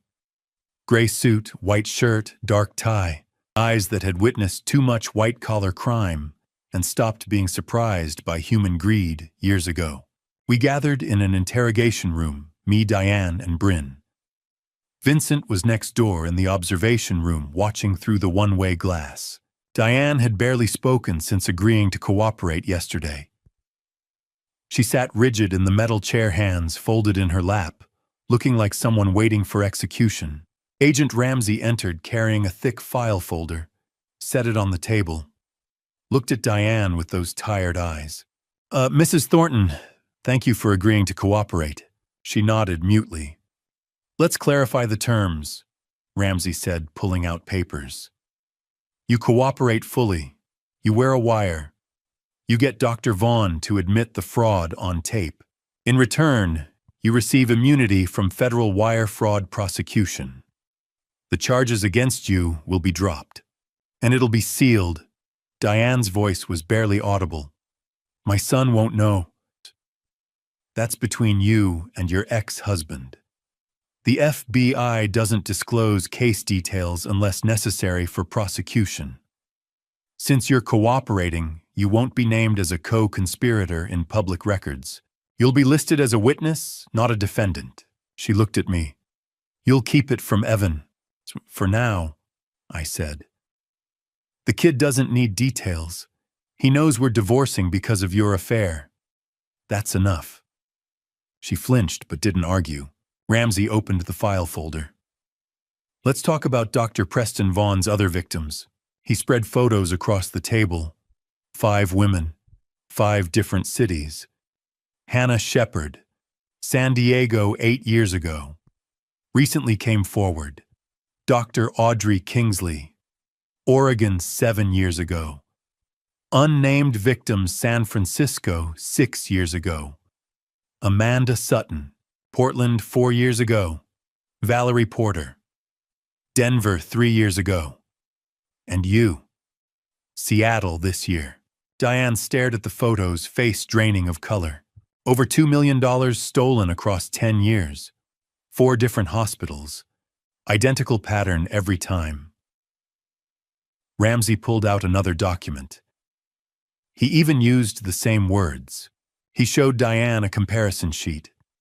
Messages Preston had sent to each victim. Preston to Audrey. You're the only one who understands me. Preston to Amanda. You're the only one who understands me. Preston to Diane. You're the only one who understands me. Word for word identical. A copy-paste con job. He said I was special, Diane whispered. That he'd never felt this way with anyone. He told all of them the same thing, Ramsey said. Not unkind, but factual. In some cases, word for word. You weren't special, Mrs. Thornton. You were a target who fit his profile. She looked like she might be sick. Here's how this works, Ramsey continued. This afternoon, you'll call Dr. Vaughn. Tell him you're scared, that your husband is threatening you with fraud charges, that you need his help. He'll come to your hotel. Men like him can't resist the opportunity to reassert control. What if he suspects? He won't. You're desperate and frightened. That's exactly what he expects. That's what makes you controllable in his mind. Ramsey leaned forward. Men like Preston Vaughn rely on power dynamics. He thinks you're weak. That's his weakness, underestimating people. He pulled a small device from his briefcase. This is a wire. We'll attach it between your ribs under your shirt. Invisible. You'll meet Preston in your hotel room. FBI agents will be in the adjacent room monitoring everything. Your job is simple. Get him talking about the LLC, the money, his pattern. He'll incriminate himself if he thinks you're still on his side. Diane's hands were shaking. What do I say? The truth. That you're terrified. That you don't know what to do. Ask him for advice. He'll give it, and in doing so, he'll admit to everything. Ramsey slid a phone across the table. Clean phone, untraceable. Call him now. Arrange the meeting. Diane picked it up with trembling fingers. Looked at me one more time. I nodded. She dialed, hit speaker. 4 rings, then Preston's voice irritated. I told you not to call me. Preston, please. Diane's voice broke perfectly. Genuine fear mixed with performance. I need help. Caleb's threatening me with fraud charges. The FBI. I don't know what to do anymore. I'm so scared. Silence. I could almost hear him calculating on the other end. Where are you? Hotel near the hospital. Preston, I don't know how to send me the address. I'll come by this afternoon. A pause. But Diane, this is the last time. You need to get your situation under control. I will. I promise. Just please help me figure out what to do. 3 p.m. Don't call me again until then. Click. Diane set the phone down, hands still shaking. He's coming. Good. Ramsey stood. Let's get you wired. After the briefing outside in the FBI parking garage, Bryn pulled me aside. You know this might not work, she said quietly. Preston's smart. He might not say anything incriminating. He will, I said. His arrogance will bury him. He thinks Diane's weak. He thinks she'll crumble. He has no idea she's already cooperating. And if he doesn't incriminate himself, I looked back at the FBI building. Then we have Audrey's testimony, Amanda's, Valerie's, and Diane's immunity means she'll testify too. Preston Vaughn is finished either way. But today just determines how quickly. Bryn studied me for a moment, nodded. Then let's make sure it's quick. That afternoon at 2:50 p.m., I sat in room 316 watching a video monitor. On the screen, Diane paced back and forth in room 314, her hands shaking. She'd been in there alone for 10 minutes, waiting. Agent Ramsey stood beside me, one hand on his earpiece, his voice barely a whisper into his mic. "Remember what we discussed, Mrs. Thornton? Let him talk. Don't push. Just listen." On the screen, Diane nodded. She looked exhausted. The red dress from the gala was long gone. Today she wore jeans and a plain sweater. Her hair was pulled back. No makeup. She looked like someone who hadn't slept in weeks. Vincent stood behind me, arms crossed. Bryn was beside him, taking notes on her tablet. None of us spoke. At 2:55 p.m., there was a knock on the door of room 314. Diane jumped. Her hand went to her ribs where the recording device sat hidden beneath her sweater. Then she walked to the door and opened it. Preston Vaughn stepped inside. He wore surgical scrubs under a jacket he must have come straight from the hospital. His expression was cold, impatient. "This better be important, Diane. I've got surgery in 2 hours." Diane closed the door behind him. Her voice was small, frightened. "Caleb knows everything." Preston's jaw tightened. He glanced around the room as if checking for cameras. Then he turned back to her. "What do you mean, everything?" "He knows about us. He knows about the money. He showed me files, photos. He says you've done this before." "He's lying." "To other women? In Portland, San Francisco, Denver?" Preston's face darkened. He stepped closer to Diane, his voice dropping. "Your husband is fabricating stories because he's angry. That's what bitter men do when they lose." Diane shook her head. She was crying now. "He froze our accounts, Preston. He filed for separation. He says I helped you steal money, that I signed documents. It was a legitimate business investment. That made me part of a fraud scheme." Preston grabbed her arm. Not hard, but firm enough to make her flinch. "Listen to me. Summit Healthcare Partners was a real company. We sold medical equipment at competitive prices. If your husband is trying to turn that into something criminal, he's desperate." Diane pulled her arm free. Her voice broke. "Then why did you stop answering my calls?" Preston went still. "Why did you tell me you loved me, and then disappear the second Caleb confronted you at the gala?" "I needed time to think." "You needed time to run." Preston's mask slipped. "Just for a second. Long enough for me to see the man beneath the surgeon's confidence. The con artist. The predator. What do you want from me, Diane?" "I want the truth." Her voice was shaking, but she held his gaze. "How long were you planning this? How many women have you done this to?" Preston exhaled slowly. He walked to the window, his back to her. When he spoke again, his tone was different. Colder. More calculated. "You weren't the first, and you won't be the last." In room 316, Ramsey leaned forward. Vincent's hand tightened on my shoulder. On the screen, Diane stood frozen. "What?" Preston turned to face her. "I've been doing this for 10 years.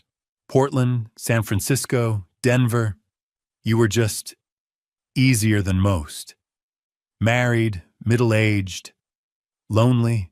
You had access to money, and you wanted to believe someone still saw you." Diane's face went white. You used me. I gave you what you wanted. I made you feel special, and you paid for that privilege. That's how it works." "You told me you loved me." Preston laughed. It was a short, bitter sound. "I told you what you needed to hear. Just like I told Amanda in Portland. Just like I told Valerie in Denver. Women like you are easy, Diane. You're so desperate for attention that you'll sign anything, transfer anything, believe anything." He stepped closer to her. "Shah, and when your husband comes after me with lawyers, I'll remind him that every transaction was consensual. Every document has your signature. You're not a victim. You're a co-conspirator." Diane took a step back. Her hand went to her chest where the recording device was hidden. Her voice was barely a whisper. "You're a monster." Preston shrugged. "I'm a businessman.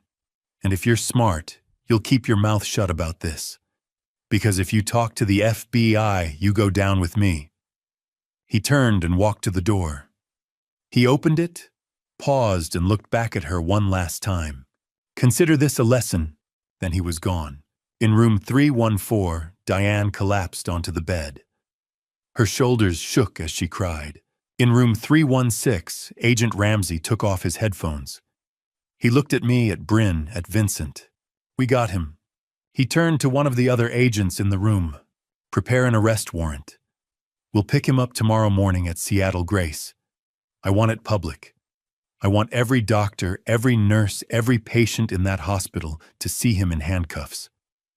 He looked back at the monitor where Diane was still crying. "Send someone in to check on her. Tell her she did well." Bryn closed her tablet. Vincent let out a long breath. I stood up. Ramsey turned off the monitor. He looked at me. "We'll arrest him tomorrow, at the hospital, in front of his colleagues." He paused. "Do you want to be there?" I nodded. "Yes, I do. Friday morning, 7 o'clock.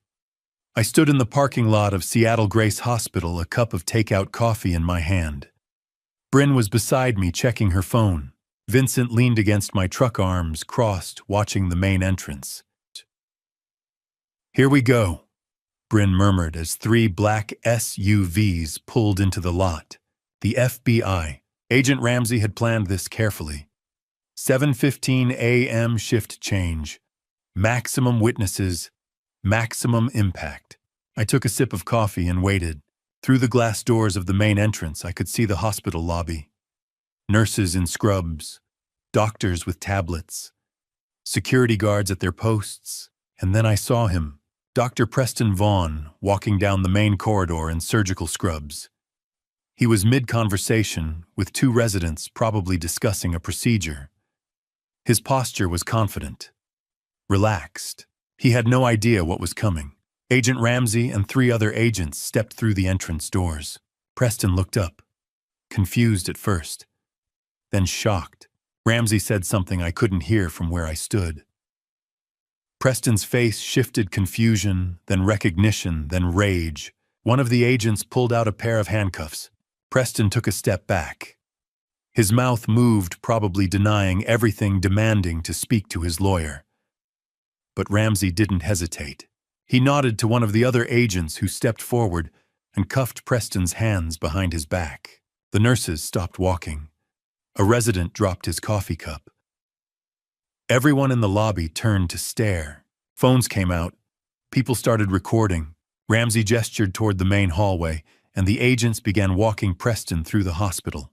Not the back exit, not the service corridor, the main hallway, past the nurses' stations, past the surgical suites, past the administrative offices, a perp walk.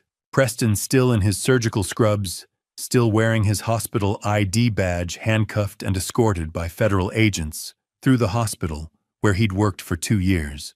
I watched through the glass as they walked him past his colleagues, past the people who'd trusted him, past the administrators who'd hired him.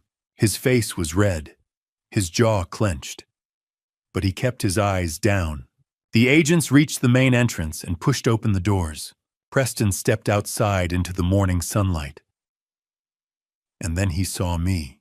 I was standing beside my truck 50 feet away, coffee cup raised in a mock salute. Even from that distance, I saw the moment he recognized me, saw the hatred flare in his eyes. I didn't smile, didn't say anything, just held his gaze. Bryn glanced at me. "You're vindictive. I'm thorough." The agents led Preston toward one of the SUVs. That's when the news vans arrived, 3 of them pulling into the lot with cameras already rolling. The FBI had tipped them off. Ramsey had told me they would. Reporters jumped out, microphones in hand. "Dr. Vaughn, are the charges true? How many victims were there?" Did Seattle Grace know about the fraud? Preston said nothing. just ducked his head as the agents opened the back door of the SUV and guided him inside. The door slammed. The SUV pulled away. By noon, every doctor, nurse, and administrator in Seattle's medical community would know. By evening, it would be on the regional news. My phone buzzed. A text from Audrey Kingsley. I just saw the news. Thank you. After 4 years, there's finally justice. I typed back, he won't be able to hurt anyone else. That's what matters. Another message came through. From Diane, I'm sorry for everything. I stared at it for a moment. Then I deleted it without replying. My phone rang. I glanced at the screen. William Prescott, CEO of Seattle Grace Hospital, I answered. Thornton, Mr. Thornton. His voice was formal, careful. I wanted to personally apologize. We had no knowledge of Dr. Vaughn's activities outside the hospital. I appreciate that. Your contracts with us remain intact. In fact, we'd like to discuss expanding our partnership. I kept my voice professional. I'll have my office reach out next week. Thank you, and again our deepest apologies. He hung up. The hospital was protecting itself, distancing from Preston. Smart. Vincent pushed off from my truck. Coffee? I nodded. We walked 3 blocks to a small cafe, the kind with mismatched chairs and local art on the walls. A TV mounted above the counter was tuned to the local news. Breaking news this morning, a prominent Seattle surgeon has been arrested on federal wire fraud charges. Dr. Preston Vaughn, a cardiac surgeon at Seattle Grace Hospital, is accused of defrauding multiple women over the course of a decade. Bryn ordered a latte. Vincent got black coffee. I just wanted to sit. We found a table by the window. On the TV, footage of Preston being led out of the hospital played on loop. Bryn sipped her latte. He'll be out on bail by tonight, but the damage is done. Vincent nodded. The medical board will suspend his license pending trial. I leaned back in my chair. Ramsey said the trial will be in 3 to 4 months. Audrey, Amanda, Valerie, Diane, they'll all testify. He's looking at 15 to 20 years, Bryn said. On the TV, a reporter stood outside Seattle Grace recounting Preston's history. The victims, the pattern, the fake LLCs. Vincent looked at me. How do you feel? I thought about it. 25 years of marriage gone. A brother I'd never known existed. A son who wasn't mine biologically, but was mine in every way that mattered. A wife who'd lied about everything. A surgeon who'd conned us both, now facing federal prison. I feel like I can finally breathe, I said. And I meant it. Preston was under arrest. Diane was cooperating. The divorce would be finalized soon. The house, the business, the money, all of it would stay with me. In a few weeks, Evan would come home for Thanksgiving. And I'd have to decide when to tell him the truth. Not if, when. But today justice had been served. Vincent raised his coffee cup. To consequences, Bryn and I clinked our cups against his. On the TV above the counter, the news anchor moved on to the next story. But the image of Preston in handcuffs being led through the hospital, in his surgical scrubs, stayed in my mind. That was the image that would define him now. Not the brilliant surgeon. Not the charming doctor, the con artist, the criminal, the man who'd finally been caught. I took a sip of my coffee and watched the morning light filter through the cafe window. For the first time in 5 weeks, I felt something close to peace. 2.5 weeks had passed since Preston's arrest. The paperwork was processed. Diane had cooperated with the FBI and the fraud charges against her were dropped in exchange for testimony. On Monday, October 28th, we met for divorce mediation. Bryn walked beside me into the office, neutral walls, bland art, a conference table built for endings. Diane was already seated with her court-appointed attorney, Heather Moss. I barely recognized her. No designer clothes, minimal makeup, hair pulled back. The confident woman from the gala was gone. In her place sat someone exhausted, defeated. She glanced at me briefly, then looked away. Dr. Julia Kenwood, the mediator, sat at the head of the table, efficient, detached. We're here to finalize the dissolution of the marriage between Caleb and Diane Thornton. Married 25 years. One adult child. Mr. Thornton is represented by Bryn Whitmore. Mrs. Thornton by Heather Moss. She opened her folder. Ms. Whitmore, present the proposed terms. Bryn slid our documents forward. The marital home, valued at $800,000, transfers entirely to Mr. Thornton. The mortgage included an infidelity clause drafted by Mr. Thornton's father. In the event of adultery, full ownership remains with the wronged party. Heather blinked. She hadn't known. Retirement accounts total $1.4 million. $1.2 million remains with Mr. Thornton. Mrs. Thornton retains her 401k valued at $200,000. The construction business, valued at $500,000, remains solely with Mr. Thornton. No alimony requested or offered based on adultery and financial fraud. Heather leaned forward. This settlement is extremely one-sided. Mrs. Thornton contributed to this marriage for 25 years. Bryn's tone sharpened. Mrs. Thornton committed adultery and stole $180,000 from joint accounts. She also concealed the true paternity of their son. She avoided criminal prosecution only because of federal cooperation. Diane flinched. Dr. Kenwood turned to her. Do you contest the proposed settlement? Diane finally looked at me. Her eyes were hollow. No, I don't contest it. Her voice was barely audible. Caleb is right. About everything. I destroyed our marriage. I lied. I stole. I threw away 25 years because... She let out a brittle laugh. Because of a con artist who never cared about me. Heather touched her arm. Diane, it's true. I was selfish. I wanted to feel desired, important. And I destroyed what actually mattered. She faced me. I'm sorry, Caleb. I know that fixes nothing. But I am sorry. Acknowledged, I said. Bryn cleared her throat. One additional matter. The paternity clause. Heather frowned. Paternity clause. Evan is not Mr. Thornton's biological son. Mrs. Thornton knew from the beginning and chose not to disclose it. Mr. Thornton discovered this during divorce proceedings. Diane began crying quietly. Heather looked between us. Does Evan know? Not yet, I said. And he won't hear it from her. I placed another document on the table. A non-disclosure clause. Diane is prohibited from telling Evan or anyone else about his true paternity. Violation triggers financial penalties and potential loss of visitation. Heather shifted uneasily. You intend to enforce silence about paternity. I'm protecting my son. He's 20. Senior year of college. His identity doesn't need to collapse right now. He'll learn the truth eventually, on my timeline. Diane's voice trembled. When? After graduation. When he's ready.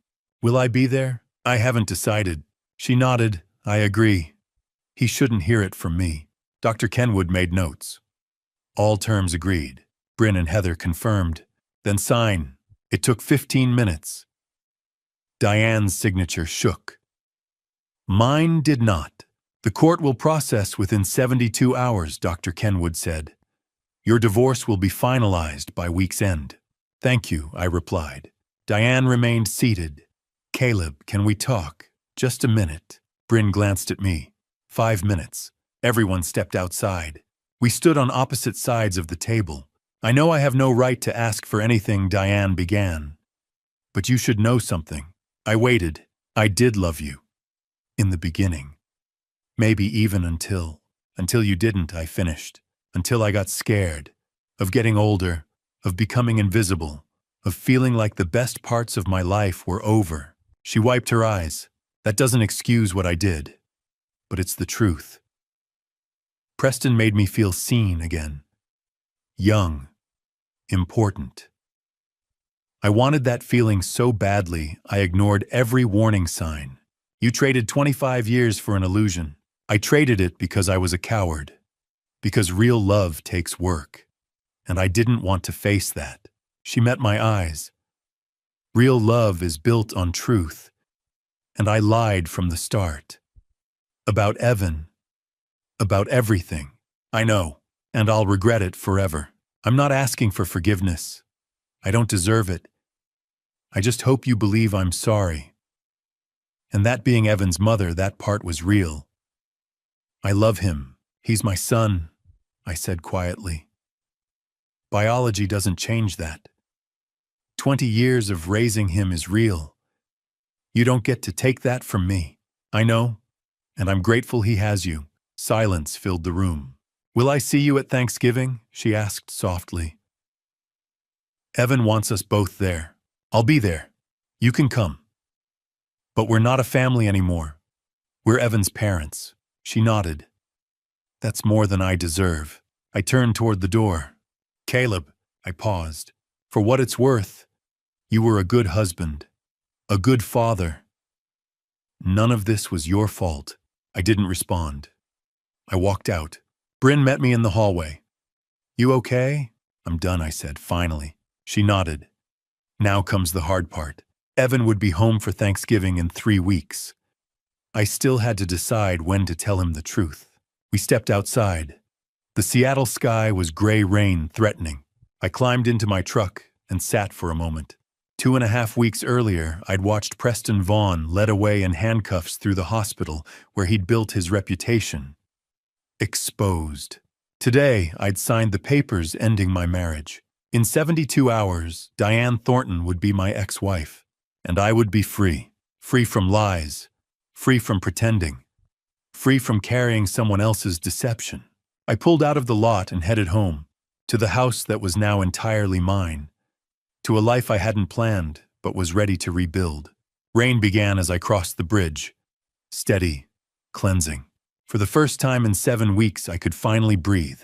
Wednesday afternoon, November 27th, I stood at the kitchen window, watching my son's truck pull into the driveway.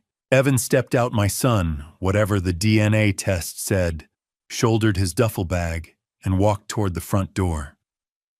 He looked good, healthy, happy, completely unaware that his world was about to shift.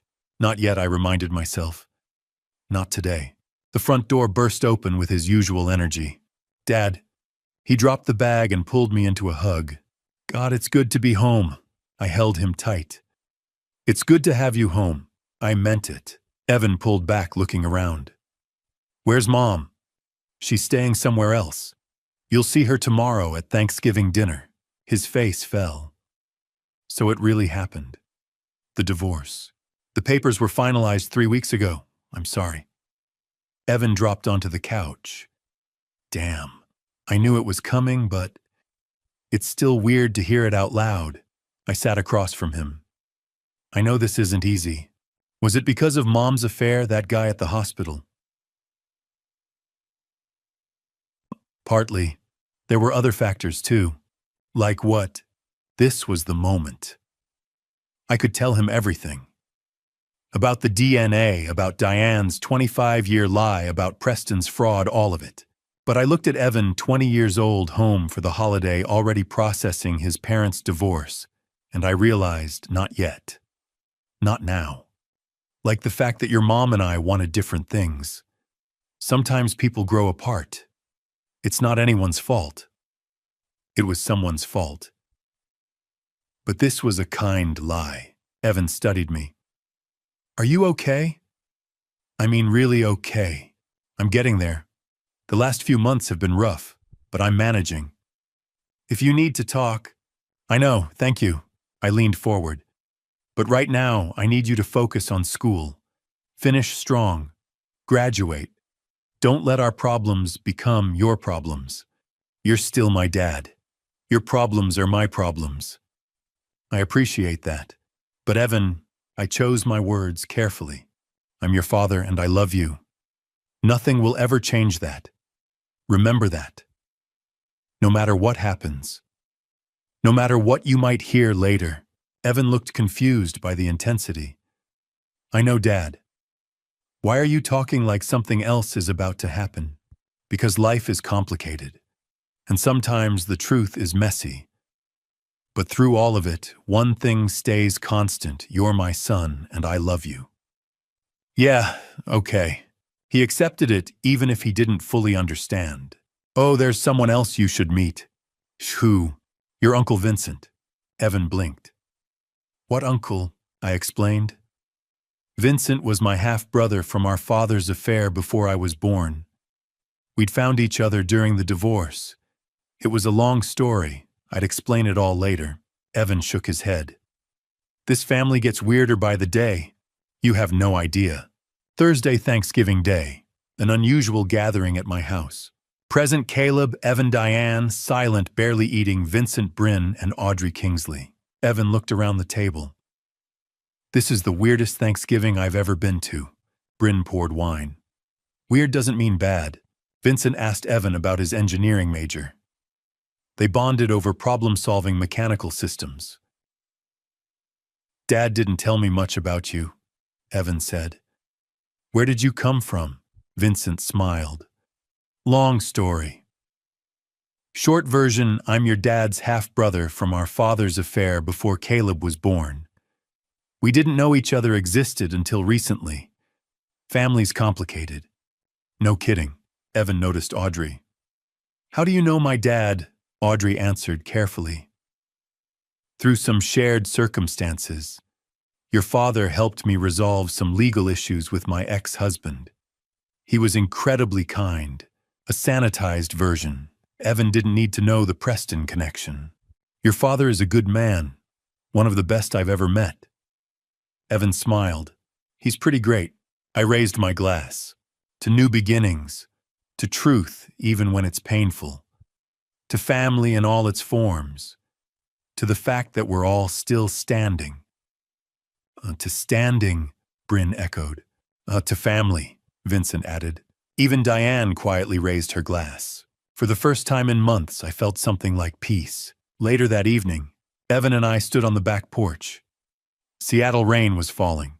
So, you want to tell me what's really going on? There's something you're not telling me. About Mom, about the divorce, about why you keep saying, I'll always be your father, like it's being questioned. I faced the moment of truth again. I could tell him now. Should tell him. But I looked at Evan home for the holiday needing stability, already dealing with too much, and made the decision not today. You're right. There are things I haven't told you. About your mother and me. About decisions made a long time ago. But those things don't change who you are. They don't change what I am to you. When the time is right, when you're ready, I'll tell you everything. I promise. When will that be? After you graduate? After you finish school? After you've had a chance to live your life without this hanging over your head? Is it that bad? It's that complicated. But I need you to trust me. Trust that I'm protecting you, not hiding from you. I do trust you. Why, good. Then trust me on this. Finish school, graduate, build your life, and then we'll talk. About everything. Evan nodded slowly. Okay, but Dad, yeah, you could, whatever it is, whatever you're not telling me, it's not going to change anything. You're my dad. That's non-negotiable. I pulled him into a hug. I love you, son. I love you too. Later that night, after Evan had gone to bed, I stood on the back porch, watching the rain fall over Seattle. Vincent joined me with 2 beers. You decided not to tell him, he said. It wasn't a question. Not yet. He's got enough to process. Parents divorced, new uncle life-changing. He doesn't need the paternity truth on top of that. When are you going to tell him? After he graduates, in the next 6 months. When he's ready. Vincent nodded. Wise or cowardly? Sometimes they're the same thing. I laughed despite myself. Thanks for the support. That's what brothers are for, Vincent said. And somehow standing there with the brother I'd never known I had, protecting the son who wasn't mine biologically, but was mine in every way that mattered. I felt more like a father than I ever had before. The rain fell steady. The house behind us was warm. My son was home safe, loved. The truth would come, eventually. But tonight, this moment, this fragile, imperfect, reconstructed family was enough. Vincent raised his beer. To complicated truths, I clinked my bottle against his. To protecting what matters. We drank in silence, two brothers watching the rain, each of us carrying secrets, both of us learning what it meant to be family. Inside, Evan slept in his childhood bedroom, unaware that in 6 months, everything he knew about himself would change. But for tonight, he was just a college kid home for Thanksgiving, and I was just his father, and that was the only truth that mattered. 3 months after Thanksgiving, on a gray afternoon in late February, I stood with Vincent at our father's grave, setting down flowers we'd chosen together. "You think he knew," Vincent asked, "that we'd end up here like this, Dad?" I shook my head. He was too busy running from his mistakes to imagine us making peace with them. Vincent rested his hand on the headstone. "Thanks for being a terrible father. It brought us together." I laughed softly. "That's one way to look at it. The only way. If he'd been honest, we probably never would have met. So, thanks, I guess." We stood in silence, then walked away side by side. 5 months had passed since the parking garage video changed everything. The divorce was finalized in November. The house was mine. The business was mine. My life felt like mine again. Vincent had become a steady presence: weekly dinners, Seahawks games, occasional help reviewing subcontractors. The brother I never knew existed turned out to be exactly what I needed. Bryn and I had grown closer too. She handled the divorce flawlessly, no appeals, no resistance. A complete legal victory. But beyond that, we'd strengthened as siblings through everything we endured. And then there was Audrey. We'd been seeing each other for 3 months. Coffee turned into dinner. Dinner turned into weekend hikes in the Cascades. Two people who understood betrayal, learning to trust again. We weren't rushing, just building something honest, one careful step at a time. My business was thriving. Word spread about how I handled Preston with restraint, integrity, and professionalism. Clients respected that. New contracts kept coming. Diane was living in Redmond now, in a modest one-bedroom apartment. She worked as a medical billing clerk, earning a fraction of her former salary. Her career as a hospital administrator was over. She saw Evan occasionally. Their relationship was strained, but not beyond repair. She was in therapy twice a week, trying to rebuild from the wreckage she'd caused. I didn't hate her anymore. I just felt nothing. She made her choices. Now she lived with them. Preston's trial began in early February.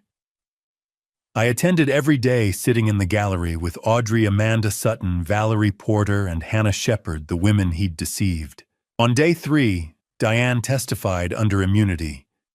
She described how Preston seduced her, persuaded her to invest in Summit Healthcare Partners, and promised a future he never intended to give. The defense tried to portray her as complicit, but she held firm. On day 5, Audrey took the stand. Calm, powerful, devastating. She detailed how Preston stole $400,000 from her inheritance, derailed her career, destroyed her marriage, and silenced her with NDAs. "Did you believe Dr. Vaughn loved you?" the prosecutor asked. For a long time, Audrey replied, meeting his eyes. But none of it was real. "Preston Vaughn is a predator.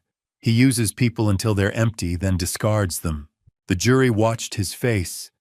They saw what I'd seen all along: the con artist behind the surgeon's mask. Amanda testified. Valerie testified. Hannah testified. An FBI forensic accountant presented spreadsheets proving $2 million stolen over a decade.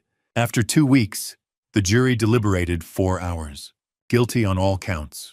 At sentencing, the judge showed no sympathy. "You abused your position, your education, and your charm," she said. "You targeted vulnerable women and defrauded them systematically. The harm you caused is profound. 18 years in federal prison. Medical license permanently revoked. Assets forfeited. Audrey squeezed my hand as the sentence was read. Vincent nodded beside me. Justice had finally arrived. Evan was finishing his senior year at the University of Washington. He'd graduate in June with an engineering degree and a job waiting in Portland. He called every week. Still called me Dad. Our bond was stronger than ever. He still didn't know about the DNA test. I would tell him after graduation. Let him complete college without his identity unraveling. That was my final protection. For now, he was simply my son. And I was simply his father. One evening, I stood on my back porch with a beer watching the Seattle skyline glow. 56 years old, starting over, but not from nothing. I had Evan. I had Vincent. I had Audrey. I had Bryn. I had a business built with my own hands and a reputation earned honestly. My phone buzzed. A text from Evan. Hey, Dad. Just wanted to say thanks. For everything. For being honest. For being you.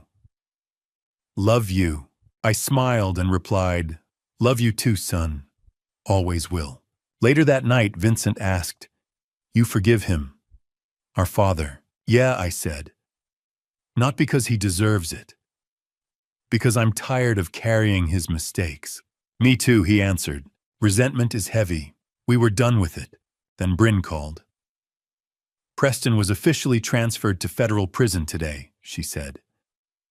It's over. It's over, I repeated. And it was. I looked around my kitchen at the photos on the refrigerator. Evan's graduation announcement. Vincent and me at a Seahawks game. A Thanksgiving photo, awkward but real. People say blood is thicker than water. I've learned something different. Blood doesn't make a family. Choice does. Presence does. Love does. I chose Evan every day for 20 years. That makes me his father. Vincent chose to stand beside me. That makes him my brother. Diane chose betrayal. Preston chose greed.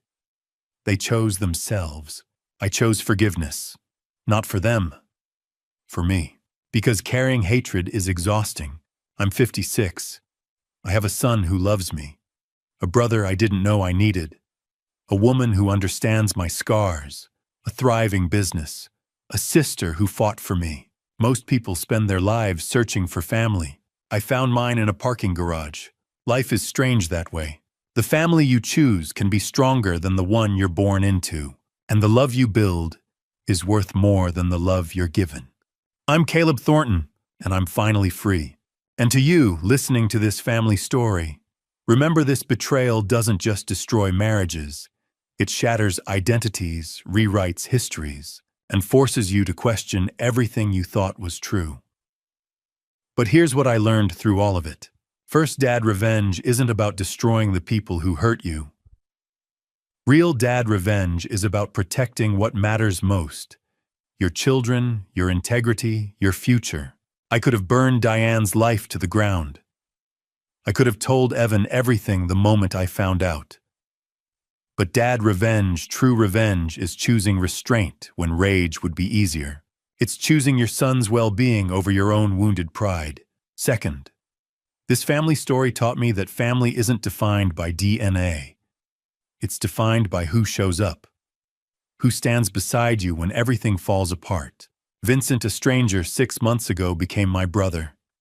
Not because we share blood, but because he chose to protect me. That's what family stories are really about, the people who choose you when they don't have to. Third, God puts people in your path for a reason. I'm not a perfect Christian, but I believe Vincent finding me in that parking garage wasn't random. It was providence. When my family story was falling apart, God was already writing a new chapter I couldn't see yet. Here's my advice. Don't be like me. Don't wait 25 years to face the truth. Don't ignore the red flags. Don't let fear of confrontation keep you living in a lie. If something feels wrong in your marriage, in your family, address it. Have the hard conversations early before they become catastrophic. But if you find yourself where I was standing in a parking lot, watching your life crumble, remember this. You get to choose what comes next. You can choose bitterness, or you can choose building. You can choose revenge, or you can choose peace. I chose peace, and it saved me. If this family story resonated with you, please leave a comment below. Have you faced betrayal, found family in unexpected places? Your story matters. Share this video with someone who needs to hear it. Subscribe to the channel for more real stories about navigating life's hardest moments with integrity. Thank you for following this journey to the end. Your time and attention mean everything. A word of caution. The stories you'll hear on this channel may contain fictionalized elements created for educational and reflective purposes. If the content doesn't suit you, feel free to explore other videos that better match your preferences. We respect your choice. I'm Caleb Thornton, and I'm finally free.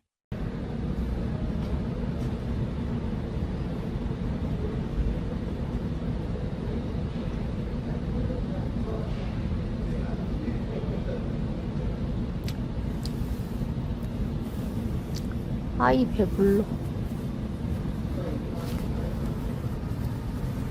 뭔가 신박한 컨텐츠가 없을까? 얜 뭐요? 야,